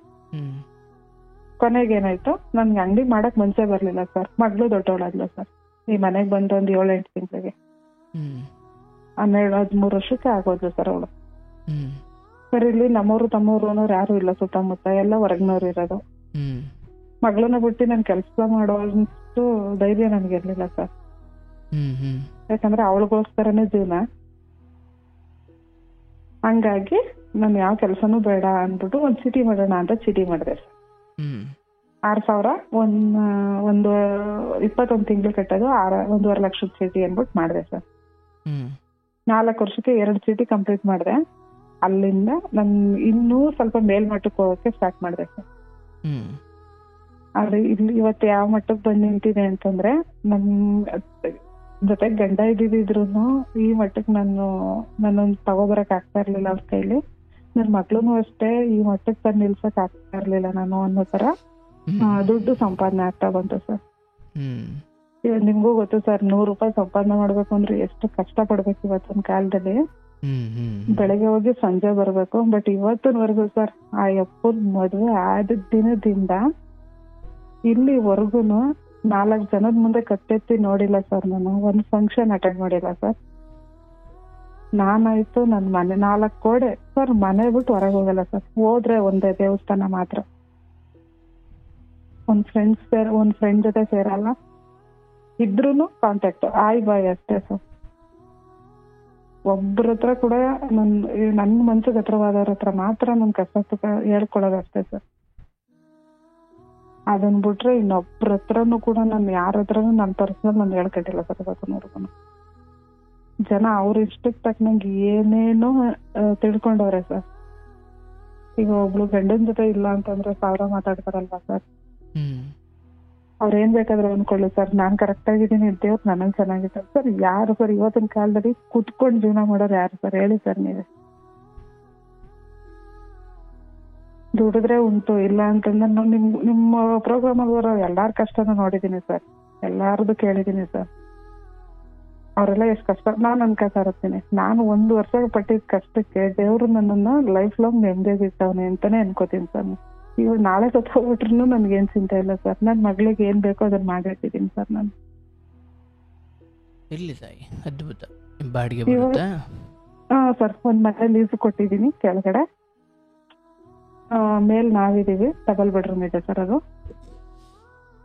2 ಸಿಟಿ ಕಂಪ್ಲೀಟ್ ಆಗಿ ಈಗ 3ನೇ ಸಿಟಿ ಸರ್ 5 ಲಕ್ಷದ ಮಾಡಿದೀನಿ. ಬಟ್ ನಾನು ಹೊರಗ್ನವ್ರ ಹತ್ರ ಯಾರ ಹತ್ರ ಎಲ್ಲ ಸಿಟಿ ವ್ಯವಹಾರ ಇಲ್ಲ ಸರ್. ನಮ್ ರಿಲೇಷನ್ ಹತ್ರ ಅಷ್ಟೇ ಸರ್.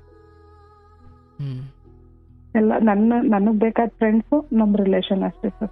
5 ಲಕ್ಷದ ಚೀಟಿ ಮಾಡಿದೆ ಸರ್ ಇವಾಗ. ಸರ್ ಇವತ್ತಿಗೂನು ನನ್ನ ಒಡವೆ 12 ಲಕ್ಷದ ಒಡವೆ ಬ್ಯಾಂಕಲ್ಲಿ ಇದೆ ಸರ್. ಸರ್ ಅದು ಜನಕ್ಕೆ ಗೊತ್ತಿಲ್ಲ ಸರ್. ಸಂಪಾದನೆ ಮಾಡ್ತಾವಳೆ, ಏನ್ ಸಂಪಾದನೆ ಮಾಡಿದ್ಲು ಏನೋ ಇಷ್ಟ ಹೇಳದ್ ಸರ್ ಅವರು. ಅಂದ್ರೆ ಲೋನ್ ತಗೊಂಡಿದ್ದ ಸರ್? ಲೋನ್ ಏನು ಇಲ್ಲ ಸರ್. ಮನೆಗೆ ಅಪ್ಪ ಅಮ್ಮ ಹೆಲ್ಪ್ ಮಾಡಿದ್ರು. ಅಂದ್ರೆ 12 ಲಕ್ಷದ ಒಡವೆ ಅಂದ್ರೆ ನಿಮ್ದಲ್ಲಿದೆ ಅಂತ. ನಮ್ ಅಂದ್ರೆ ಒಡವೆ ಊರ್ ಕಡೆ ಸರ್. ಅವಾಗ ನಾನು ಇದು ಸ್ಟಾರ್ಟಿಂಗ್ ಇಟ್ನಲ್ಲ ಸರ್ ಒಡವೆನ, ಇದೆಲ್ಲ ಜೀವನ ಕಟ್ಕೊಳಕ್ಕೆ ಅಂತ ಸರ್. ಜಸ್ಟ್ ಅವಾಗ 1,00,000ಕ್ಕೆ 4,000 ಇತ್ತು ಸರ್ ಅವಾಗ. 1 ವರ್ಷಕ್ಕೆ ಬಡ್ಡಿ ಸರ್. ಇವಾಗ 9,000 ಆಗಿದೆ ಸರ್. ನೀವು ನಂಬ್ತಿರೋ ಬಿಡ್ತಿರೋ, ಒಬ್ಳು ಹೆಣ್ಮಗ್ಳಾಗಿ ಒಂದು ಶೋಕಿ ಮಾಡಿಲ್ಲ. ಇವತ್ ನನ್ ಮದ್ವೆಲ್ ಕೊಡ್ಸಿದ್ ಎಲ್ಲಾ ರೇಷ್ಮೆ ಸೀರೆಯಿಂದ ಹಿಡ್ದು ಇಲ್ಲಿವರೆಗೂನು ಒಂದು ಸೀರೆ ಉಟ್ಟಿಲ್ಲ, ಒಂದು ಒಳ್ಳೆ ಬಟ್ಟೆ ತಗೊಂಡಿಲ್ಲ. ನನ್ ಮಗಳಿಗೆ ಏನ್ ಬೇಕೋ ಅಷ್ಟೇ, ನನ್ ಮಗಳಿಗೆ ಸ್ಕೂಲ್ಗೆ ಎಷ್ಟು ಬೇಕೋ ಅಷ್ಟೇ ಸರ್. ಎಲ್ಲಾದ್ರಲ್ಲೂ ಹಿಡ್ತಾ ಮಾಡಿದೀನಿ ಸರ್. ಇನ್ನ ಉಣ್ಣೋದ್ರಿಂದ ಹಿಡ್ದು, ಶೋಕಿ ಮಾಡೋದ್ರಿಂದ ಹಿಡ್ದು ಸರ್. ಎಲ್ಲಿ ಹೊರಗೆ ಹೋದ್ರೆ ಖರ್ಚಾಗ್ಬಿಡುತ್ತೋ ಅಂತ ಮನೇಲಿ ಇರ್ತೀನಿ ಸರ್. ಅವಶ್ಯಕತೆ ಇಲ್ದೇ ಇರೋದಕ್ಕೆ ನಾನು ಖರ್ಚು ಮಾಡಲ್ಲ ಸರ್. 10 ರೂಪಾಯಿ ಖರ್ಚು ಮಾಡಿದ್ರು ಕುತ್ಕೊಂಡು ಯೋಚನೆ ಮಾಡ್ತೀನಿ, ಅಯ್ಯೋ ಇವತ್ತು ಇಷ್ಟು ಖರ್ಚು ಮಾಡೋದ್ನ. ನನ್ ಇರೋದ್ ನಾನು ಒಬ್ಳೆ ನನ್ ಮಕ್ಳಿಗೆ, ನಾನು ಇಷ್ಟ ನನ್ ಮಗಳು ಉಳಿಸ್ಬೇಕು ಅನ್ನೋದೇ ನನ್ ಮೈಂಡ್ ಸರ್. ಜನ ಏನ್ ಬೇಕಾದ್ರೂ ಅನ್ಕೊಡ್ಲಿ, ನಾನ್ ಕರೆಕ್ಟ್ ಆಗಿದ್ದೀನಿ ಸರ್. ಇವತ್ತಿಗೂ ಈ ಕ್ಷಣಕ್ಕೂ ಒಬ್ಳೆ ನನ್ ತಂಗಿ ನನ್ ಜೊತೆ ಒಂದ್ ಕೆಲ್ಸಕ್ಕೆ ಸೇರ್ಕೊಂಡು, ಅವಳು ಡಬಲ್ ಡಿಗ್ರಿ ಆಗಿದೆ ಸರ್ ಅವಳು. ನನ್ ಜೊತೆ ಅವಳು ಕೆಲ್ಸಕ್ಕೆ ಹೋಗ್ತಾಳೆ ಸರ್. ಅವಳು ನಮ್ ಜೊತೆನೆ ಇರೋದು. ನನ್ ಮಗಳು ಸ್ಕೂಲ್ ಹೋಗ್ತಾಳೆ ಸರ್. ಇವತ್ತಿಗೂ ನನ್ ಮನೇಲಿ ಒಬ್ಳೆ ಸರ್, ಒಂಟಿ ಸರ್. ಇವತ್ತೂನು ಆ ಮನುಷ್ಯ ಹೇಳ್ತಿದ್ನಲ್ಲ ಸರ್, ನೀನ್ ಮಾಡಿದ್ಯಾ ಅಂತ. ನಾನ್ ಮಾಡೋದಿದ್ರೆ ಈ 15 ವರ್ಷದಲ್ಲಿ ಮಾಡಿರ್ತಿದ್ದೆ ಸರ್. ಈ 15 ವರ್ಷದಲ್ಲಿ ನಾನ್ ಮಾಡಿಲ್ಲ ಅಂತಂದ್ರೆ ನಾನ್ ಮುಂಚೆನೂ ಮಾಡಿಲ್ಲ ಸರ್ ಯಾವ ತಪ್ಪನು. ಈ 15 ವರ್ಷ ಅಷ್ಟು ಪ್ರಾಮಾಣಿಕತೆಯಿಂದ ಬದುಕ್ತಾ ಇದ್ದೀನಿ, ಮುಂದೆನೂ ಬದುಕ್ತೀನಿ ಸರ್ ಇದೇ ತರ. ನಾನ್ ಅನ್ಕೊಂಡಿರೋದು ಇಷ್ಟ ಸರ್. ನಾನ್ ತುಂಬಾ ನಂಬ್ತೀನಿ ಸರ್ ರಾಘವೇಂದ್ರ ಸ್ವಾಮಿ ಮೇಲೆ ಆಣೆ ಮಾಡಿ ಹೇಳ್ತೀನಿ ಸರ್. ನನ್ ಮುಂದೆ ಹಿಂಗೆ ಬದುಕ್ಬೇಕು ಅಂತಾನೆ ನಾನು ಅನ್ಕೊಂಡಿರೋದು. ನನ್ಗೆ ಯಾವ ಕೆಟ್ಟ ಇವತ್ತಿನವರೆಗೂ ಸರ್ ಎಲ್ಲಾರ್ದು ನೋಡ್ತೀನಿ ಸರ್. ನಿಮ್ ಕಾರ್ಯಕ್ರಮ ಬಿಟ್ರೆ ನಮ್ ಕಣ್ಮುಂದೆನೆ ನಮ್ ಸಮಾಜದಲ್ಲಿ ತುಂಬಾ ಇದೆ ಸರ್ ಈ ತರದೆಲ್ಲ. ನಮ್ಮ ಅಕ್ಕಪಕ್ಕನೇ ಇದಾರೆ ಸರ್ ಮಾಡ್ತಾ ಇರೋರೆಲ್ಲ. ನಾವ್ಯಾಕೆ ಸರ್ ಕಲಿಯಕ್ಕಾಗಲ್ಲ ಅದೆಲ್ಲ. ಒಂದು ಸರಿ ಅದು ನಾನ್ ಸರ್ ಅವ್ರು ಬಿಟ್ಟು ಬಂದಾಗ ಅನ್ಕೊಂಡಿದ್ದೆ, ಯಾವ ವಿಚಾರಕ್ಕೆ ನನ್ನನ್ನ ದೂರ ಮಾಡಿ ಹೋಗಿದ್ಯಾ, ಯಾವ ವಿಚಾರದಲ್ಲಿ ನಾನ್ ಸರಿ ಇಲ್ಲ ಅಂತ ಹೇಳಿದ್ಯಾ, ಅದನ್ನ ಮಾಡ್ದಂಗ್ ಲೈಫ್ ಲಾಂಗ್ ನಾನ್ ಬದುಕ್ತೀನಿ ಅಂತ ಅನ್ಕೊಂಡ್ ಬಂದೆ ಸರ್. ಅಲ್ಲಿಂದ ಇವತ್ಗೂ ಹಂಗೆ ಬದುಕ್ತಾ ಇದ್ದೀನಿ ಸರ್. ಹೆಂಗೆ ಅಂತಂದ್ರೆ ಆ 1 ವರ್ಷ ನಾನು ಏನ್ ಕಷ್ಟ ಪಟ್ಟಿದ್ದೀನ, ಆ 1 ವರ್ಷದ ಕಷ್ಟನೇ ನನಗ್ ಕೊನೆ ಸರ್. ಯಾವ ರೀತಿಲಿ ದೇವ್ರು ಮ್ಯಾಜಿಕ್ ಸರ್ ಅದು ನನ್ನ ಲೈಫಲ್ಲಿ ಆಗಿದೆ. ಇವತ್ತಿನವರೆಗೂ ನಿಮ್ಗೂ ಗೊತ್ತು ಸರ್, ಸಿಟಿಲಿ ಮಕ್ಳನ್ನ ಓದಿಸ್ಬೇಕು ಅಂತಂದ್ರೆ ಎಷ್ಟು ಕಷ್ಟ ಪಡ್ತಾರೆ ಎತ್ತವ್ರು ಅಂತ ಸರ್. ನಾನು ಇವತ್ತಿನವರೆಗೂ ನನ್ ಮಗಳಿಗೆ ಮುಂದಿನ ವರ್ಷ ಓದಿಸ್ಬೇಕು ಅಂದ್ರೆ ನನ್ನ ಅಮೌಂಟ್ನ ಈ ವರ್ಷನೇ ಎತ್ತಿಟ್ಟಿರ್ತೀನಿ ಸರ್. ಸರ್ ನೀವೇ ಯೋಚನೆ ಮಾಡಿ ಸರ್, ಯಾವ ವಿಚಾರದಲ್ಲಾದ್ರೂ ಆಗ್ಲಿ, ಯಾರೇ ಆಗ್ಲಿ, ಇರೋ ವಿಚಾರನ ಹೇಳ್ದಾಗ ಎಷ್ಟು ಅಟ್ಲೀಸ್ಟ್ ದೇವ್ರ ಮೇಲೆ ಎತ್ತವ್ರ ಮೇಲೆ, ಮಗು ಮೇಲೆ, ದೇವ್ರ ಮೇಲೆ ಪ್ರಮಾಣ ಮಾಡಿದಾಗ ನಮ್ದೇ ಇರುವಂತ ಮನುಷ್ಯ ಮತ್ತಿನ್ ಯಾವಾಗ ಬದಲಾಯ್ತಾನೆ ಅಂತ ಜೊತೆಲಿ ಇದ್ದಿದ್ರೆ ಸರ್ ಇಲ್ಲಿವರೆಗೂ ನಾನು ಬದುಕ್ತಿರ್ಲಿಲ್ಲ. ಅದಂತೂ ಸತ್ಯ ಸರ್. ನಂಬಿಕೆನೇ ಇಲ್ಲ ಮನುಷ್ಯನ ಹತ್ರ ಸರ್. ದೇವ್ರ ಮುಂದೆ ನಿಂತ್ಕೊಂಡ್ ಕೈ ಮುಗಿತಾ ಇದ್ರು, ದೇವ್ರ ಕೈ ಮುಗಿದ್ರೆ ಏನ್ ಬರುತ್ತೆ, ನೀನ್ ಮಾಡ್ಬಾರ್ದಾರ ಮಾಡ್ಬಿಟ್ಟು ದೇವ್ರ ಮುಂದೆ ನಿಂತ್ಕೊಂಡ್ ಕೈ ಮುಗಿದ್ಬಿಟ್ರೆ ದೇವ್ರ ನಿಂಗೆ ಒಳ್ಳೇದ್ ಮಾಡ್ಬಿಡ್ತಾನ ಅಂತ ಕೇಳ್ತಿದ್ರು ಸರ್ ಅವಾಗ.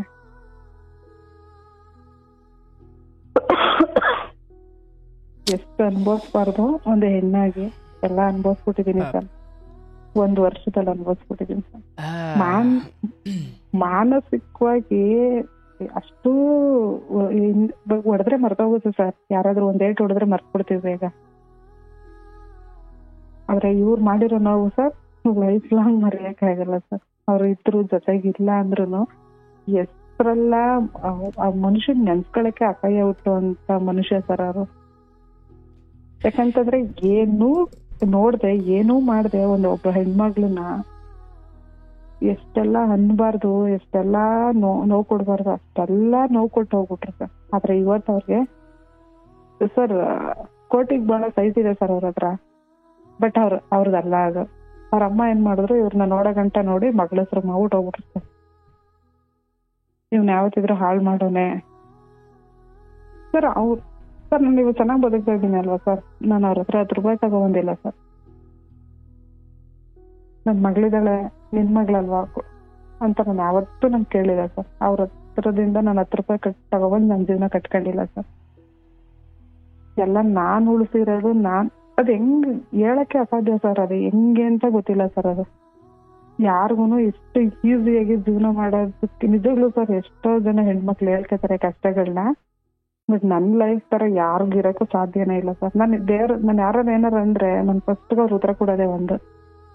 ಲೈಫಲ್ಲಿ ಸರ್ ಚಿಕ್ಕ ವಯಸ್ಸಿಂದನೂ 15 ವರ್ಷದವರೆಗೂ ನಮ್ಮ ಅಪ್ಪ ಅವ್ರು ಏನೇ ಮಾಡಿದ್ರು ನಮ್ಗೇನು ಅರ್ಥ ಆಗ್ತಾ ಇರ್ಲಿಲ್ಲ ಸರ್. ಅವಾಗ ಕುಡಿತಾ ಇದ್ರು, ಏನೇ ಅಂದ್ರು, ಏನೇ ಆಡಿದ್ರು, ಎಷ್ಟೇ ಮರ್ಯಾದೆ ಕಳೆದ್ರು ನಮ್ಗೇನು ಅರ್ಥ ಆಗ್ತಾ ಇರ್ಲಿಲ್ಲ. ಬಟ್ 10th ಮುಗಿಸಿ ನಾನು PUC ಓದ್ಬೇಕಾದ್ರೆ, ಡಿಗ್ರಿ ಓದ್ಬೇಕಾದ್ರೆ ಆ 5 ವರ್ಷದಲ್ಲಿ ತುಂಬಾ ಯೋಚನೆ ಆಗುತ್ತೆ. ನನಗಿಂತ ಅಪ್ಪನ ಅನ್ನೋ ತರ ಯೋಚನೆ ಆಯ್ತಾಯ್ತು ಸರ್. ಅವಾಗ ಅಲ್ಲಿಂದ ನನಗೂ ಬರೀ ಮದ್ವೆ ಆದ್ಮೇಲಿಂದ ಈಚೆಗೆ ನೆಮ್ಮದಿನೇ ಕಂಡಿಲ್ಲ ಸರ್. ಆದ್ರೆ ಇವಾಗ ಮಗಳಿಗೆ ಸಂತೋಷ ಬಿಡು ಅದೆಲ್ಲ. ಈಗ ನೋಡುವ, ನೀನು ನನಗೆ ಅರ್ಥವಾಗ್ತಿದೆ ಈಗ ನಿನ್ನಲ್ಲಿ ಒಂದು ಅದಮ್ಯವಾದ ವಿಶ್ವಾಸ ಬಂದಿದೆ. ನಿನ್ನ ಬದುಕಿನ ಕುರಿತು ನಿನಗೆ ಹೆಮ್ಮೆ ಇದೆ, ಖುಷಿ ಇದೆ, ತೃಪ್ತಿ ಇದೆ. ಬದುಕು ನಾಳೆನೇ ಮುಗಿದು ಹೋದರೂ ಕೂಡ ಇಲ್ಲಿವರೆಗೂ ಹಠಚಲದಿಂದ ಅಥವಾ ಯಾವ ವಿಚಾರವಾಗಿ ಗಂಡ ನನ್ನನ್ನು ಸಂಶಯ ಪಟ್ಟನೋ ಆ ಶೀಲವನ್ನು ಅಥವಾ ಆ ಕ್ಯಾರೆಕ್ಟರನ್ನು ಕಳ್ಕೊಳ್ಳದೆ ನಾನು ಖಂಡಿತವಾಗಿಯೂ ಶುದ್ಧವಾಗಿ ಬದುಕಿದ್ದೀನಿ. ನನಗೆ ಹಾದಿ ತಪ್ಪಿದ್ರಿಂದ ಏನು 5 ನಿಮಿಷದ ಸುಖ ಸಿಗುತ್ತಿತ್ತೋ, ನಾನು ಧರ್ಮದಲ್ಲಿರೋದ್ರಿಂದ ನನಗೆ ಜೀವನ ಪೂರ್ತಿ ಸುಖ ಸಿಕ್ಕಿದೆ. ಅರ್ಥಾತ್ ದೇಹಕ್ಕೂ ಮೀರಿದ್ದು ಇನ್ನೊಂದು ಬಹಳ ಪರಮ ಸುಖ ಇದೆ, ಅದು ಧರ್ಮದಲ್ಲೇ ಇದೆ. ನೀನು ಅದನ್ನು ಬದುಕಿದ್ದೀಯ. ಬಹುಶಃ ನಿಮ್ಮ ಕಥೆಯನ್ನು ಕೇಳಾದ ಮೇಲೆ ತುಂಬ ಹೆಣ್ಣುಮಕ್ಕಳು, ಅದರಲ್ಲೂ ಗಂಡನಿಂದ ಅಥವಾ ಬೇರೆ ಬೇರೆ ವಿಚಾರಗಳಲ್ಲಿ ತುಂಬ ಅನ್ಯಾಯಕ್ಕೋ, ಮೋಸಕ್ಕೋ, ಸಂಶಯಕ್ಕೋ, ಇನ್ಯಾವುದಕ್ಕೋ ಒಳಗಾಗಿ ಬದುಕೋಕೆ ಆಗಲ್ಲ, ಸಾಯ್ಲಿಕ್ಕೆ ಹೋಗ್ತೀನಿ, ಹೇಗೆ ನೀನು ಹೊರಟಿದ್ದೋ ಹಾಗೆ ನೀವು ಹೊರಟ್ರಿ, ಯಾವುದೋ ವಿಧಿ ನಿಮ್ಮನ್ನು ತಡೆದು ನಿಲ್ಲಿಸ್ತು. ಇನ್ನಷ್ಟು ಜನ ಹೊರಡ್ತಾರೆ, ಆದರೆ ಅವರು ಹಾಗೆ ಮುಗಿದು ಬಿಡ್ತಾರೆ, ಯಾರೂ ಅವ್ರನ್ನ ತಡೆಯೋಕೆ ಇರೋದಿಲ್ಲ. ಆದ್ರೆ ಹೊರಡೋ ಮುಂಚೆ ಯಾರೋ ತಡೆದ್ರೆ ಸರಿ, ಯಾರು ತಡಿಲಿಲ್ಲ ಅಂದಾಗ ಆ ಭಾವೋದ್ವೇಗದಲ್ಲಿ ಯಾರು ಅವ್ರವ್ರಿಗೆ ಏನೇನೋ ಮಾಡ್ಕೊಂಡ್ಬಿಡ್ತಾರೆ ಅಥವಾ ಅವ್ರ ಜೀವನವನ್ನ ಅಂತ್ಯ ಮಾಡ್ಕೊಂಡ್ಬಿಡ್ತಾರೆ. ತಡೆಯೋರಿದ್ರೆ ಸರಿ, ಇಲ್ಲಾಂದ್ರೆ ಪವಿತ್ರವಾದ ಬದುಕು ಕೋಪದ ಕೈಗೆ ಮೂಗು ಕುಯ್ಕೊಂಡಂಗೆ ಆಗುತ್ತಲ್ಲ. ಈಗ ನಿನ್ನಲ್ಲಿ ಪ್ರಶ್ನೆ ಸಾರಿ ಬಂದು ನಿಮ್ಮ ಚಿಕ್ಕಪ್ಪ ಅಥವಾ ಇನ್ಯಾರೋ ಮನೆ ಮಾಲೀಕರು ಅಂದ್ರೆ ನಿನ್ನ ಪಾಲಿಗೆ ಗಂಡ ಅಂತಕ್ಕಂಥವನು ವಿಷ ಆದ ಅಥವಾ ತೊಡಕಾದ ಅಥವಾ ಬಗೆಹರಿಸಲಾಗದ ಸಮಸ್ಯೆ ಆದ ಅಂದಾಗ ನೀನು ಕೂಡ ಎಲ್ಲರಂತೆ ಯೋಚಿಸಿದ್ದು ಸಾವಿನ ಮಾರ್ಗವೇ, ಹೌದಲ್ಲ? ಆದರೆ ನಿನ್ನನ್ನ ಆ ಕ್ಷಣದಲ್ಲಿ ಯಾವುದು ಮನುಷ್ಯರ ಮೂಲಕ ಬಂದು ವಿಧಿ ನಿನ್ನನ್ನು ಆ ಸ್ಟೆಪ್ ಅಥವಾ ಆ ಹಂತವನ್ನು ದಾಟಿಸ್ತು. ಬಟ್ ಆನಂತರ ನೀನು ಬದುಕಿದ ರೀತಿಯಲ್ಲ, ಅದು ಸಮಾಜಕ್ಕೆ ಉದಾಹರಣೆ. ಈಗ ಒಂದು ಹೆಣ್ಮಗಳಾಗಿ ನಿನಗೆ ಅಥವಾ ನಿಮ್ಮ ಕುರಿತು ನಮಗೆ ನಿಮ್ಮ ದೊಡ್ಡತನದ ಅರಿವಾಗಬೇಕು ಅಂದರೆ ಗಂಡನ ಜೊತೆ ಇದ್ದಾಗ ನಿಯತ್ತಾಗಿರೋದು ಒಂದು ತೂಕವಾದರೆ, ಯಾರು ಹೇಳೋರು ಕೇಳೋರಿಲ್ಲ, ನಾನು ಏನು ಬೇಕಾದರೂ ಮಾಡಬಹುದು ಅನ್ನೋ ಅವಕಾಶ ಇದ್ದಾಗಲೂ ನಾನು ಧರ್ಮದಲ್ಲೇ ಅಥವಾ ಶುದ್ಧಳಾಗಿ ಉಳ್ಕೊಂಡೆ ಅಥವಾ ಯಾರ ತೆಕ್ಕೆಗೂ ನಾನು ಹೋಗಲಿಲ್ಲ ಅಂದಾಗ ಅದು ನೀನು ದೊಡ್ಡತನ, ಹೌದಲ್ಲ? ಈಗ ಮೇಷ್ಟ್ರು ತರಗತಿಯಲ್ಲಿ ಇದ್ದಾಗ ಮೇಷ್ಟ್ರು ಇದ್ದಾರೆ ಅನ್ನೋ ಕಾರಣಕ್ಕೆ ಭಯಭಕ್ತಿ ಇರೋದು ಬೇರೆ. ತರಗತಿಯಲ್ಲಿ ಮೇಷ್ಟ್ರು ಇಲ್ಲ ಅಂದಾಗಲೂ ಅಯ್ಯೋ ಮೇಷ್ಟ್ರು ಹೇಳೋಗಿದ್ದಾರಪ್ಪ ಅಥವಾ ಹೀಗೆ ಇರಬೇಕು, ನಾನು ತೀಟೆ ತರಲೆ ಅಥವಾ ಇನ್ನೇನೋ ಇನ್ನೊಬ್ರಿಗೆ ತೊಂದರೆ ಕೊಡೋದೆಲ್ಲ ಮಾಡಬಾರ್ದಪ್ಪ ಅಂದರೆ ತರಗತಿಯಲ್ಲಿ ಮೇಷ್ಟ್ರು ಇಲ್ಲದ ಆಗ್ಲೂ ಆ ಭಯಭಕ್ತಿ ಉಳಿಸ್ಕೊಳ್ಳೋದಿದೆಯಲ್ಲ, ಇದೇ ತಾನೇ ಒಬ್ಬ ಶಿಷ್ಯನ ವಿದ್ಯಾರ್ಥಿಯ ಶ್ರೇಷ್ಠತೆಯನ್ನು ತೋರಿಸೋದು. ಮೇಷ್ಟ್ರು ಮುಂದೆ ಇದ್ದಾಗ ಯಾರು ಬೇಕಾದರೂ ಎಚ್ಚರವಾಗಿರ್ತಾರೆ, ಗಂಡ ಜೊತೆಗಿದ್ದಾಗ ಎಚ್ಚರವಾಗಿರುವುದು ಅದು ಒಂದು ಕಡೆ. ಮೇಷ್ಟ್ರು ಕ್ಲಾಸ್ ರೂಮಲ್ಲಿ ಇದ್ದಾಗ ಒಂದು ಮಗು ಹೇಗೆ ಭಯಭಕ್ತಿಯಿಂದ ಇರುತ್ತೋ ಹಾಗೆ. ಆದರೆ ಇದು ಯಾವುದೂ ಇಲ್ಲ. ನೀನು ಏನು ದಾರಿ ಕೆಡಿಸ್ಕೊಂಡು ತಪ್ಪೆಡವಟ್ಟು ಮಾಡಿಕೊಂಡಿದ್ರು ಹೇಳೋಕೆ ಖಂಡಿತ ಇರ್ತಿರ್ಲಿಲ್ಲ. ಅದಾಗಿಯೂ ನೀನು ಉಳ್ಕೊಂಡಲ್ಲವ, ಅದು ನಿನ್ನ ದೊಡ್ಡತನ. ಎರಡನೇದು, ಗಂಡ ಹೀಗೆ ಸಂಶಯ ಮಾಡ್ತಿದ್ದಾನೆ, ಯಾರ್ಯಾರು ಸಿಕ್ಕಿದ್ರೆ ಅವ್ರವ್ರ ಜೊತೆ ಸಂಬಂಧ ಕಟ್ಟೋದು, ಆತನಿಗೆ ಹಂಗೆ ಕಟ್ಲಿಕ್ಕೆ ಅವನದೇ ಆದ ಬೇರೆ ಕಾರಣಗಳಿರ್ಬೋದೇನು. ಆದರೆ ಅದಾದ ನಂತರ ನೀನು ಹೊರಗಡೆ ಬಂದು ಒಂದು ಬದುಕನ್ನು ಕಟ್ಟಿಕೊಂಡು ಆ ನಡುವೆ ನೀನು ಅಲ್ಲಲ್ಲಿ ತಪ್ಪು ಮಾತುಗಳನ್ನು, ಕೊಂಕು ಮಾತುಗಳನ್ನು, ದೂಷಣೆಯ ಮಾತುಗಳನ್ನು ಅಥವಾ ಕಳಂಕದ ಮಾತುಗಳನ್ನು ಕೇಳಿಲ್ಲ ಅಂತೇನಿಲ್ಲ. ಕೇಳಿಯೂ ಅದಕ್ಕೆ ಏನು ಸ್ಥಾನ ಕೊಡಬೇಕು ಅಷ್ಟೇ ಕೊಟ್ಟಿದ್ದೀಯ. ನೀನು ಬೇರೆದಕ್ಕೆ ಮಹತ್ವ ಕೊಟ್ಟಿರೋದ್ರಿಂದ ಇಲ್ಲಿ ಬಂದಿದ್ದೀಯ. ನೀನು ಅದಕ್ಕೆ ಮಹತ್ವ ಕೊಟ್ಟಿದ್ರೆ ಅದೇ ಬೀದಿಲಿರೋ ನಾಯಿಗಳಿಗೆಲ್ಲ ಕಲ್ಲು ಹೊಡ್ಕೊಂಡು, ನಾಯಿಗಳು ಬೀದಿಲಿದ್ದು ಕಲ್ಲು ಹೊಡ್ಕೊಂಡು ನೀನು ಅಲ್ಲೇ ಇದ್ದೆ ಅಷ್ಟೇ. ಒಂದು ವೇಳೆ ಕೊಟ್ಟಿದ್ರೆ ಮಹತ್ವ. ಆದ್ರೆ ಯಾವುದಕ್ಕೆ ಮಹತ್ವ ಕೊಡಬೇಕು ಅಂದ್ರೆ, ಹೊಟ್ಟೆ ಹಸಿ ತೀರ್ಬೇಕಾದ್ರೆ ನಾನು ಸಾಯ್ತಿದ್ದೀನಿ, ಹೊಟ್ಟೆ ಹಸಿವಿಗೆ ಈಗ ಅನ್ನ ಬೇಕು ಅಂತ ಹುಡುಕಿ ಹೊಟ್ಟೆ ಹಸಿವನ್ನು ತುಂಬಿಸಿಕೊಳ್ಬೇಕಾದವಳು ಅಲ್ಲಿ ಯಾರೋ ಬೈತಿದ್ರು ಅನ್ನೋ ಕಾರಣಕ್ಕೆ ನೀನು ಹೊಟ್ಟೆ ಹಸಿವು ಮರೆದ್ಬಿಟ್ಟು ಬೈಯೋರ್ಗೆಲ್ಲ ಉತ್ತರ ಕೊಟ್ಕೊಂಡು ಕೂತ್ಕೊಂಡ್ರೆ ಹಸಿವಿನಿಂದ ಸಾಯ್ತೀಯ. ಅಂದ್ರೆ ಇಲ್ಲಿ ಯಾರೋ ಬೈತಿದ್ದಾರೆ ಅಥವಾ ಇಲ್ಲಿ ಯಾರೋ ಕಳಂಕ ಕಟ್ತಿದ್ದಾರೆ, ಮತ್ತೆ ಇಲ್ಲಿ ಯಾವುದೋ ಒಂದು ಹೊಟ್ಟೆ ಹಸಿವು, ಇವೆರಡರ ಆಯ್ಕೆ ಬಂದಾಗ ಮನುಷ್ಯ ಯಾವುದಕ್ಕೆ ಮೊದಲ ಆದ್ಯತೆ ಕೊಡಬೇಕು? ಹೊಟ್ಟೆ ಹಸಿವು. ಯಾಕಂದ್ರೆ ಬದುಕಬಹುದು, ಬದುಕಿದ್ರೆ ಆಮೇಲೆ ನಾವು ಉತ್ತರ ಕೊಡಬೇಕು ಅಂತ ಅನ್ಸಿದ್ರೆ. ಹಂಗೆ ನೀವು ಈ ಕಡೆ ಜನರ ಕಳಂಕಗಳು, ಈ ಕಡೆ ಬದುಕಿನ ಹಸಿವು ಅಂತ ಬಂದಾಗ ನೀವು ಆಯ್ಕೆ ಮಾಡ್ಕೊಂಡಿದ್ದು ಬದುಕಿನ ಹಸಿವು. ಇವತ್ತು ನೀವು ಮಗಳನ್ನು ಸಾಕೊಂಡು ಜೀವನ ಚೆನ್ನಾಗಿದೆಯೋ ನೋಡು ತಾಯಿ, ಅವನ ಹಾಳಾಗುವುದಾ ಅಥವಾ ಅವನ ದಾರಿ ತಪ್ಪದ ಅಥವಾ ಅವನು ಚೆನ್ನಾಗಿಲ್ಲ, ಅವನೀಗ ಬೀದಿಗೆ ಬಂದಿದ್ದಾನೆ, ಸುಮ್ಮನೆ ಹೇಳ್ತೀನಿ. ಹಂಗಿದ್ದವ್ ಹಿಂಗಾದ, ಹಿಂಗಿರೋ ನೀನು ಇನ್ನೆಂಗೋ ಆಗ್ಲಿಕ್ಕೆ ಹೆಚ್ಚೊತ್ತು ಸಮಯ ಬೇಕಿಲ್ಲ. ಯಾವ ಮಾತುಗಳು ನಿನ್ನಿಂದ ಬರಬಾರ್ದು. ಅದು ಇವತ್ತಲ್ಲ, ಯಾವತ್ತಾದ್ರೂ ಅಷ್ಟೇ. ಯಾಕಂದ್ರೆ ಅರಸನು ತಿರುಕನಾಗ್ಲಿಕ್ಕೆ, ತಿರುಕನು ಅರಸನಾಗ್ಲಿಕ್ಕೆ ಹೆಚ್ಚೊತ್ತು ಬೇಕಿಲ್ಲವ. ಕೇವಲ ಅವರ ಗುಣಧರ್ಮಗಳು, ಅವರ ವರ್ತನೆಗಳು, ಅವರು ಬೀದಿಯೋ ಅರಮನೆಯೋ, ಬೀದಿಲಿರ್ಬೇಕಾ ಅರಮನೆಯಲ್ಲಿರ್ಬೇಕು, ಅದನ್ನು ನಿರ್ಧರಿಸ್ತವೆ. ಭಗವಂತ ಕೊಟ್ಟಿದ್ದಾನೆ. ಆ್ಯಂಡ್ ನೀವು ಅದನ್ನು ತುಂಬ ಹೆಮ್ಮೆಯಿಂದ ಹೇಳ್ಕೊಳ್ಬೋದು. ಇವತ್ತು ಹೇಳ್ಕೊಂಡಿದ್ದೀರಿ, ನನಗದ್ರ ಬಗ್ಗೆ ಹೆಮ್ಮೆ ಇದೆ. ನಾನಿವತ್ತು ಹೆಣ್ಮಕ್ಳಿಗೆ ಹೇಳಬಲ್ಲೆ, ಅರೆ ಯಾರೊಬ್ಬರಿಂದಲೂ ತಿರಸ್ಕಾರಕ್ಕೊಳಗಾದಾಗ, ಯಾರೊಬ್ಬರಿಂದಲೂ ಮಾಡದ ತಪ್ಪಿಗೆ ನೀವು ಗುರಿಯಾದಾಗ ನೀವು ಪ್ರಾಣವನ್ನು ಕಳ್ಕೊಳ್ಳೋದ್ರ ಬದಲು ಈ ಹೆಣ್ಣಿನ ಹಾಗೆ ಯೋಚಿಸಿ ನೋಡಿ ಅಂತ ನಾನು ತುಂಬ ಹೆಮ್ಮೆಯಿಂದ ಹೇಳ್ತೀನಿ. ನಿಮ್ಮ ಬಗ್ಗೆ ನನಗೆ ಬಹಳ ಹೆಮ್ಮೆ ಆಯಿತು. ಆದರೆ ಸುಮ್ಮನೆ ನಿಮ್ಮ ಹಿತಕ್ಕೆ ಹೇಳ್ತೀನಿ ಅಷ್ಟೇ. ಅವ್ನ ಗಂಡ ಹಂಗಾದ ಹಿಂಗಾದ ಆಯಿತು, ಅವ್ರವ್ರ ಕರ್ಮ, ಏನು ಮಾಡ್ಲಿಕ್ಕಾಗಲ್ಲ. ನಾಳೆ ದಿನ ಮಗಳ ಬದುಕಲ್ಲಿ ಏನ್ ನಡೆಯುತ್ತೋ ಏನೋ ಯಾರಿಗ್ ಗೊತ್ತು. ಹಾಗಾಗಿ ಏನ್ ಮಾಡಬೇಕು, ಈಗ ಸೀತಾಮಾತೆಯ ಬಹಳ ದೊಡ್ಡತನ ಗೊತ್ತಾಗಿದ್ದೆ ರಾವಣನ ಬಳಿ ಇದ್ದಾಗಲೂ ಅವಳ ಹಾದಿ ತಪ್ಪಲಿಲ್ಲ ಅನ್ನೋ ಕಾರಣಕ್ಕೆ ಆಕೆಯನ್ನು ನಾವು ತಾಯಿ ಅಂತೀವಿ.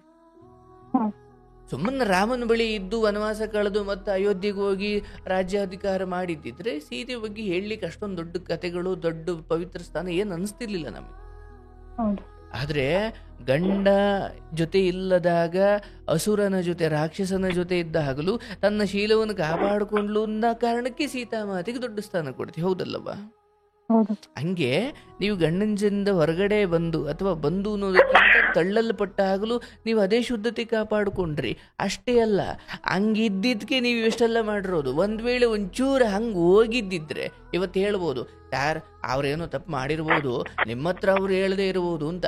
ಹಂಗೇನೋ ಮಾಡಿದ್ರೆ ಇಲ್ಲಿವರೆಗೂ ನೀನು ಬರ್ತಾನೆ ಇರಲಿಲ್ಲ, ಇಷ್ಟು ಏಳಿಗೆ ಅಂತೂ ಆಗ್ತಿರ್ಲಿಲ್ಲ. ಯಾಕಂದ್ರೆ ನೀನು ಅಲ್ಲೇ ದುರಂತ ಅಂತ್ಯ ಆಗ್ಬಿಡ್ತಿದ್ದೆ, ಹೌದಲ್ಲವಾ? ಒಂದು ವೇಳೆ ಅಂಥದ್ದೇನೋ ಕೆಟ್ಟದ್ದಿದ್ದಿದ್ರೆ ನೀನು ಆ ಕಡೆ ಒದ್ದಾಟದಲ್ಲೇ ಬದುಕು ಮುಗಿದು ಹೋಗೋದು, ಇದನ್ನೆಲ್ಲ ಮಾಡ್ಲಿಕ್ಕೆ ಟೈಮಲ್ಲಿ ಸಿಕ್ತಿತ್ತು. ಹಾಗಾಗಿ ನೀವ್ಯಾರಿಗೂ ನಿರೂಪಿಸ್ಕೊಳ್ಳೋದು ಬೇಕಿಲ್ಲ. ನೀವತ್ತು ಎಷ್ಟು ಅದನ್ನೇ ಗಮನಿಸ್ತಾ ಇದ್ದೀನಿ ನಿಮ್ಮ ಅಷ್ಟು ಮಾತಲ್ಲಿ, ನೀವು ನಿಮ್ಮ ಪ್ರಗತಿ ಅಥವಾ ನಿಮ್ಮ ಉನ್ನತಿ ಅಥವಾ ನಿಮ್ಮ ಬೆಳವಣಿಗೆ ಕುರಿತು ನಿಮ್ಗೆ ಎಷ್ಟು ಹೆಮ್ಮೆ ಇದೆ. ಕಾರಣ ನೀವು ಪ್ರತಿ ಹೆಜ್ಜೆಗೂ ನೀವು ಶ್ರಮ ಪಟ್ಟಿದ್ದೀರಿ ಅಥವಾ ನಿಮ್ಮ ಬುದ್ಧಿವಂತಿಕೆ ಬೆಳೆಸಿದ್ದೀರಿ, ಯಾರಿಗೂ ಅನ್ಯಾಯ ಮಾಡಿಲ್ಲ, ಹೌದಲ್ಲವಾ? ಸರ್ 9 ತಿಂಗಳು ಸರ್, 9 ರಿಂದ 10 ತಿಂಗಳು ಮನೆ ಕಟ್ಟಿಸ್ಬೇಕಾದ್ರೆ ಅಷ್ಟು ಕಷ್ಟಪಟ್ಕೊಂಡು ಓಡಾಡಿದೀನಿ ಸರ್. ಅಲ್ಲಿಗೂ ಇಲ್ಲಿಗೂ ಆ ಕೊರೋನಾ ಟೈಮಲ್ಲೂ ಅಷ್ಟು ಕಷ್ಟಪಟ್ಟಿದ್ದೀನಿ ಸರ್. ನನ್ಗೆ ಅವ್ರನ್ನ ಬೈಬೇಕು ಅನ್ನೋದಿಲ್ಲ ಸರ್. ಯಾಕಂತಂದ್ರೆ ಅದ್ ಏನು ಅಂತ ತಿಳ್ಕೊಂಡು ಅಂದಿದ್ರು ನಮ್ಗೆ ಅಷ್ಟು ಬೇಜಾರ. ಯಾಕಂದ್ರೆ ನಾನು ಮದ್ವೆಗಿಂತ ಮುಂಚೆ ಸರ್ ಸ್ಕೂಲ್ಗೆ ಹೋಗ್ಬೇಕಾದ್ರಿಂದ ಸ್ವಲ್ಪ ನೋಡಕ್ ಮುದ್ದಾಗಿದೆ ಸರ್. ಹೆಂಗೆ ಅಂತಂದ್ರೆ ಈಗ ನೋಡಿದ್ರಲ್ಲ ಹಳ್ಳಿಲಿ ಎಲ್ಲಾರು ಮಾತಾಡೋದ್ ನಿಮ್ಗೆ ಗೊತ್ತು, ಚಿಕ್ಕಪ್ಪ ಚಿಕ್ಕಮ್ಮ, ಅಣ್ಣ ಅಕ್ಕ ಹಿಂಗೆ ಮಾತಾಡೋದು.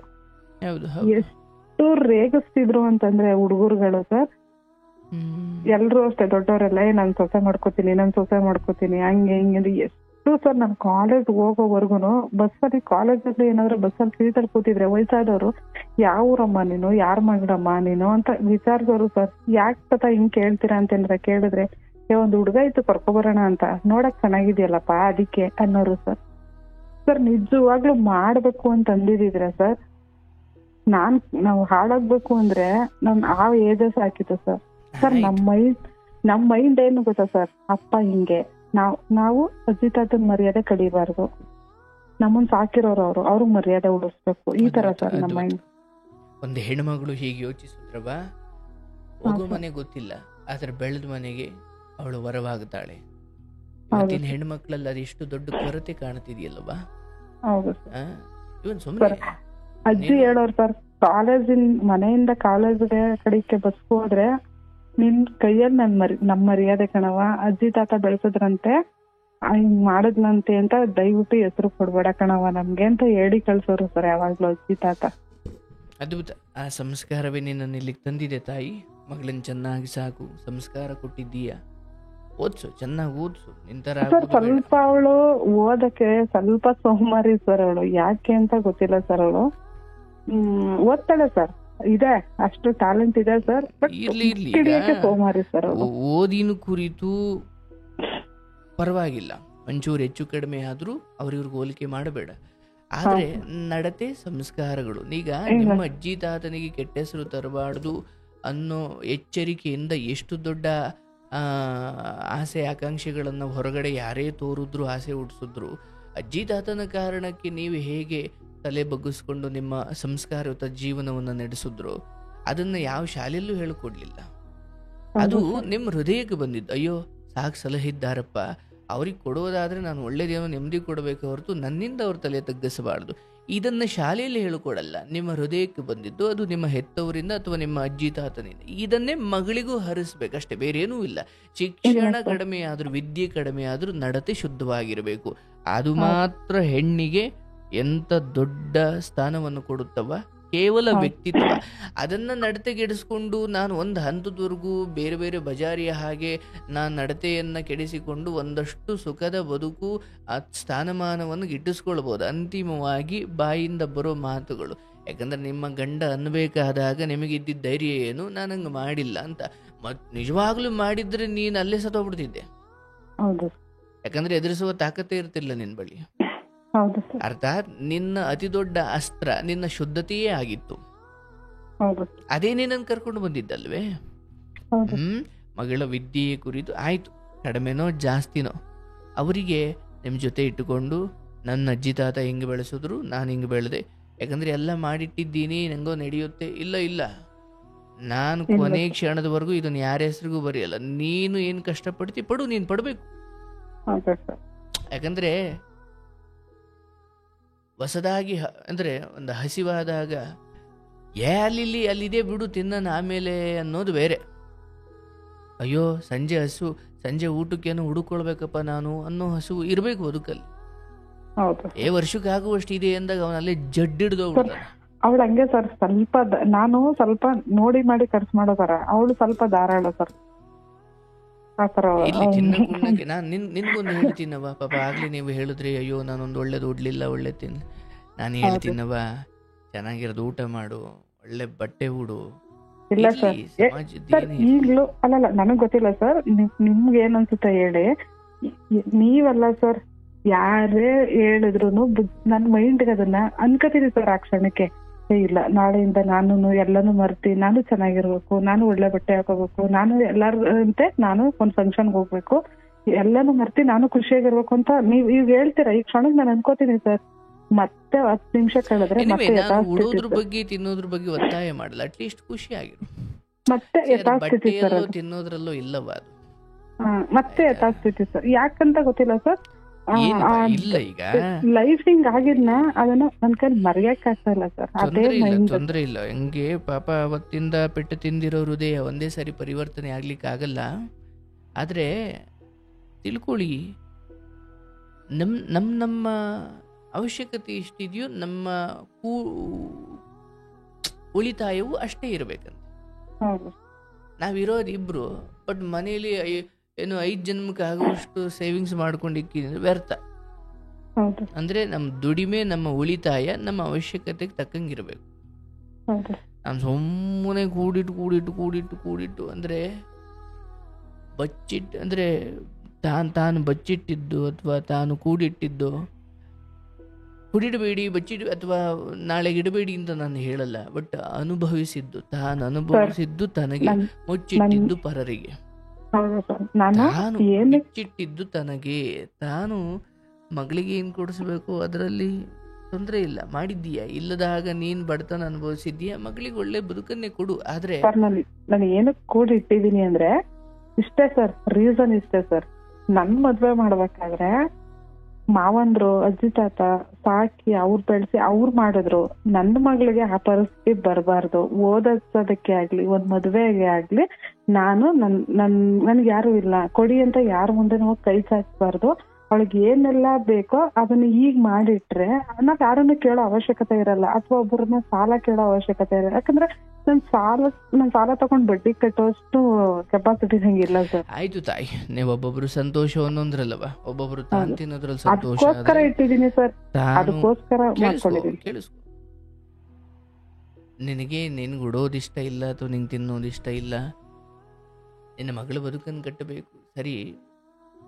ಆದರೆ ನೀನು ಕಷ್ಟಪಟ್ಟಿದ್ದೀಯಾ, ನೀನು ಉಣ್ಣು ತಿನ್ನು ಅನ್ನೋದ್ರ ಬಗ್ಗೆ ನಾನು ಮಾತಾಡಲ್ಲವ, ಅದು ಅತಿ ಕಡಿಮೆ ಜ್ಞಾನ. ಆದರೆ ಎತ್ತರದ ಸ್ಥಿತಿ ಏನಂದ್ರೆ, ನಿನ್ನ ಮಗಳ ಸಂತೋಷದಲ್ಲಿ ನಿನ್ನ ಸಂತೋಷ, ಅದು ನಿನ್ನ ತಾಯ್ತನ ಅಥವಾ ಅದು ನಿನ್ನ ದೊಡ್ಡತನ.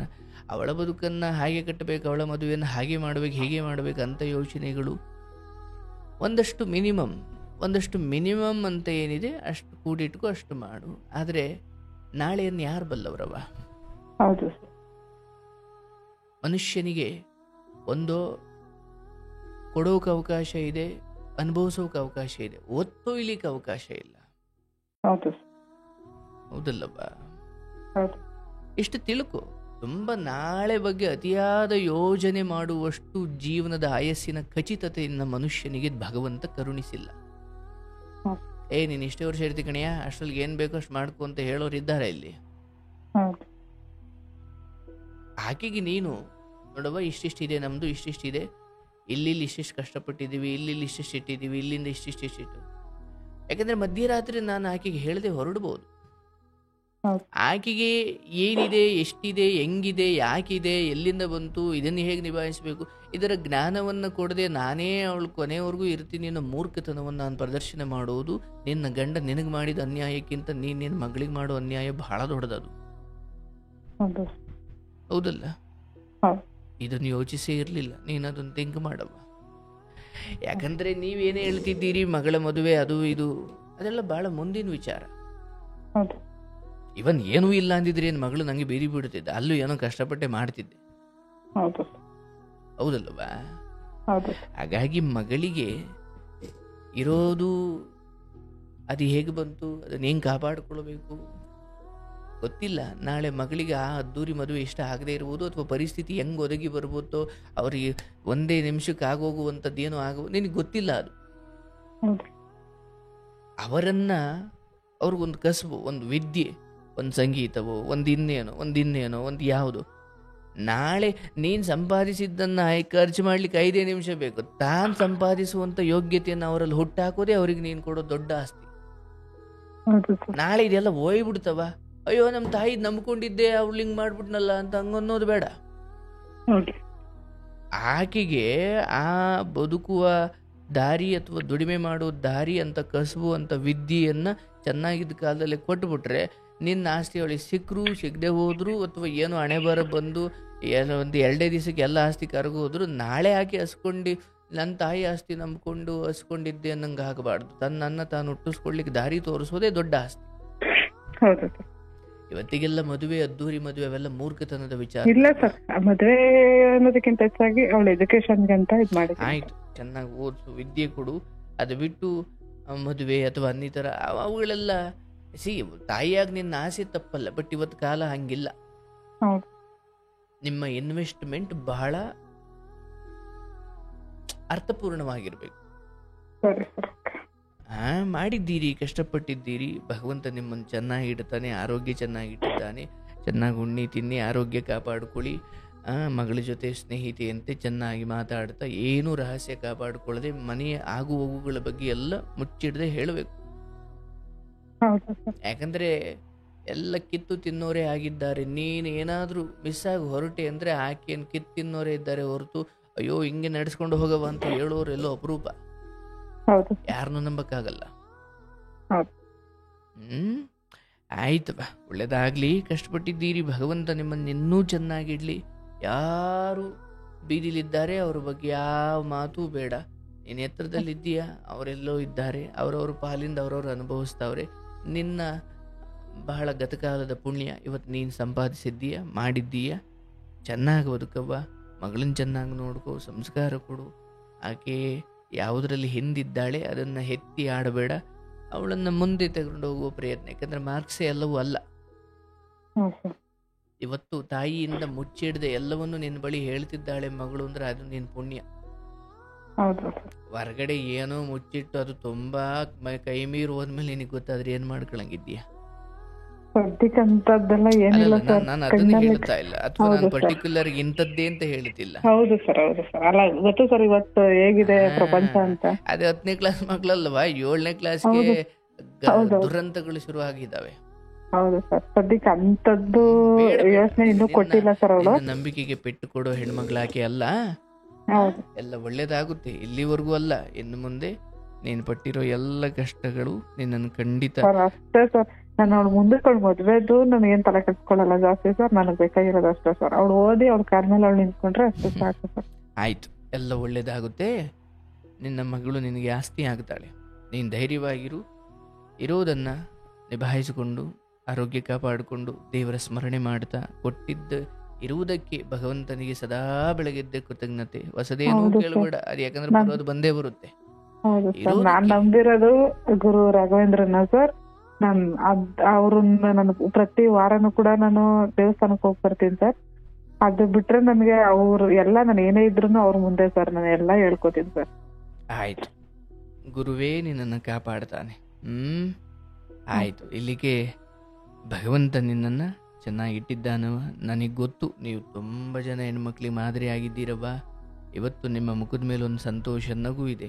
ನನ್ನ ಹಾರೈಕೆ ಅದು ಹಾಗೆ ಇರಲಿ. ಎಲ್ರು ನನಗೆ ಇನ್ನೇನು ಬೇಜಾರಿಲ್ಲ ಸರ್. ಎಲ್ರು ಅಂತಾರೆ, ಏನ್ ಯಾರಿಗೂ ಆಗ್ದಿರೋದಾಗ್ಬಿಟ್ಟಿದ್ಯಾ, ಏನಕ್ಕೆ ಮನೆಯಿಂದ ಹೊರಗೆ ಬರಲ್ಲ, ಯಾವ್ದಕ್ಕೆ ಯಾವ ಫಂಕ್ಷನ್ಗೂ ಬರಲ್ಲ, ಎಲ್ಗೂ ಯಾಕೆ ಬರಲ್ಲ ನೀನು ಅಂತ ಮನೇಲಿ ನಮ್ಮವರೇ ಬೈತಾರೆ ಸರ್ ಯಾವಾಗ್ಲೂ. ಆದ್ರೆ ಅದನ್ನ ಹೋಗಿ ಅವ್ರನ್ನ ಫೇಸ್ ಮಾಡೋಷ್ಟು ನನ್ಗೆ ಧೈರ್ಯ ಇಲ್ಲ ಸರ್. ನನ್ ಮನ್ಸಲ್ಲೇ ನನಗೆ ಚುಚ್ತಾ ಇರುತ್ತೆ. ಹಿಂದೆನೆ ಯಾರೋ ಹಿಂದೆ ಮುಂದೆ ಮಾತಾಡ್ಬಿಡ್ತಾರೆ, ಏನು ಮಾಡ್ದೆ ಗಂಡ ಬಿಟ್ಟು ಹೋಗ್ಬಿಟ್ನಾ ಅನ್ನೋ ತರ ಮಾತಾಡ್ತಾರೆ ಅನ್ನೋದೊಂದು ಮೈಂಡ್ ಗಟ್ಟಿಗಿತ್ತಿ ಅಷ್ಟು ತುಚ್ಛವಾಗಿ ಯೋಚನೆ ಮಾಡಬಾರ್ದು. ಹೋಗದೆ ಇರೋದಿಕ್ ನೀನು ಬೇರೆ ಕಾರಣ ಕೊಡು. ಇಲ್ಲಪ್ಪ ನಂಗೆ ಅವೆಲ್ಲ ಇಷ್ಟ ಆಗಲ್ಲ ಅನ್ನು. ಬಟ್ ಇವನ್ನೆಲ್ಲ ಯೋಚಿಸುವಷ್ಟು ನೀನ್ ಇನ್ನು ಕೆಳಮಟ್ಟದಲ್ಲಿಲ್ಲ. ನೀನ್ ಬಹಳ ಮುಂದೆ ಬಂದ್ಬಿಟ್ಟಿದ್ಯಾ ಸರ್. ಅದ್ ನನ್ಗೆ ಇನ್ನೇನು ಬೇಜಾರಿಲ್ಲ ಸರ್. ನಾನು ಇನ್ನು 15 ವರ್ಷ ಆದ್ರೂ ನನ್ನಿಂದ ಮರೆಯಕ್ ಆಗಲ್ಲ. ಅದ್ ಬಿಟ್ರೆ ನನಗೆ ಇನ್ಯಾವ ನೋವು ಇಲ್ಲ ಸರ್. ಒಬ್ಳೆ ನನ್ ನಿಜ ಹೇಳ್ಬೇಕು ಅಂತಂದ್ರೆ ನನಗೆ ಒಬ್ಳೆ ಇರಕ್ಕೆ ಇಷ್ಟ ಸರ್. 4 ಗೋಡೆ ಮಧ್ಯೆ ಇರಕ್ಕೆ ಇಷ್ಟ ಸರ್. ನಿಮ್ಗೆ ಹೆಂಗ್ ಇಷ್ಟವೋ ಹಂಗೆ ಋಷಿ ಮುನಿಗಳ ಹತ್ರ ಹೋಗ್ಬಿಟ್ಟು ಏನೇ ಊರಲ್ಲಿ ಜಾತ್ರೆ ನಡೀತಿದ್ ಇಲ್ಲಿ ಹಾಕಿದ್ಯಾ ಅನ್ನಕ್ಕಾಗುತ್ತಾ? ಅಪ್ಪ ನಾನು ಬಂದಿರೋದೇ ಎಲ್ಲಾರನ್ನು ಬಿಟ್ಟು ನೀನ್ ಮತ್ತೆ ಅಲ್ಲಿ ಕಳಿಸ್ತಿದೀಯಲ್ಲ. ಅವ್ರವ್ರ ಇಷ್ಟಗಳು. ಒಬ್ಬೊಬ್ಬರಿಗೆ ಗುಂಪು ಇಷ್ಟ, ಒಬ್ಬೊಬ್ಬರಿಗೆ ಒಂಟಿತನ ಇಷ್ಟ, ಒಬ್ಬೊಬ್ಬರಿಗೆ ದೇವಸ್ಥಾನ, ಒಬ್ಬೊಬ್ಬರಿಗೆ ಬಾರು, ಒಬ್ಬರದೊಂದೊಂದು. ಹೌದಲ್ಲವ? ಹಾಗಾಗಿ ನಿಂದ ಹಾಗೆ ಏನ್ ತಪ್ಪಿಲ್ಲ. ಯಾವ ಕಳಂಕಕ್ಕೂ ಹೆದರ್ಬೇಡ. ದೇವ್ರು ನಿನ್ನ ಚೆನ್ನಾಗಿಡ್ಲಿ. ಶುಭವಾಗ್ಲಿ ತಾಯಿ, ಒಳ್ಳೇದಾಗ್ಲವ.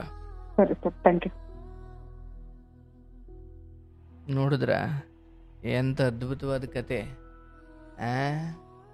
ಬಹಳ ಖುಷಿ ಆಯ್ತು, ಬಹಳ ಖುಷಿ ಆಯ್ತವ. ನಮ್ಮ ತಾಯಿ ನೋಡ್ದಂಗೆ ಆಗುತ್ತೆ ನಿಮ್ಮನ್ನು ನೋಡಿದ್ರೆ. ಸ್ವಾವಲಂಬಿಯಾಗಿ ಅವ್ರು ಹೇಳಿದ್ರು, ನಾನು ತವ್ರ ಮನೆಗೆ ಹೋಗ್ಲಿಲ್ಲ ನಾನು ಕೆಟ್ಟಾಗ ಅಂತ. ನಮ್ಮವನು ಹೇಳ್ತಾ ಇರ್ತಾರೆ ಆಗಾಗ. ಪಾಪ ನಮ್ಮ ತಾತ ಅಜ್ಜಿ ಕರೆದಿದ್ದಾರೆ, ಬರವ ಎಲ್ಲಿ ಬದುಕಿವೆ ಅಂತ. ಅವ್ರ ವಿಶ್ವಾಸ ತಗೊಂಡು ನಮ್ಮ ತಾಯಿ ಬದುಕಿದ್ದಾರೆ. ಇವ್ರು ನೋಡಿದಾಗ ಹಂಗೆ ಅನ್ನಿಸ್ತು.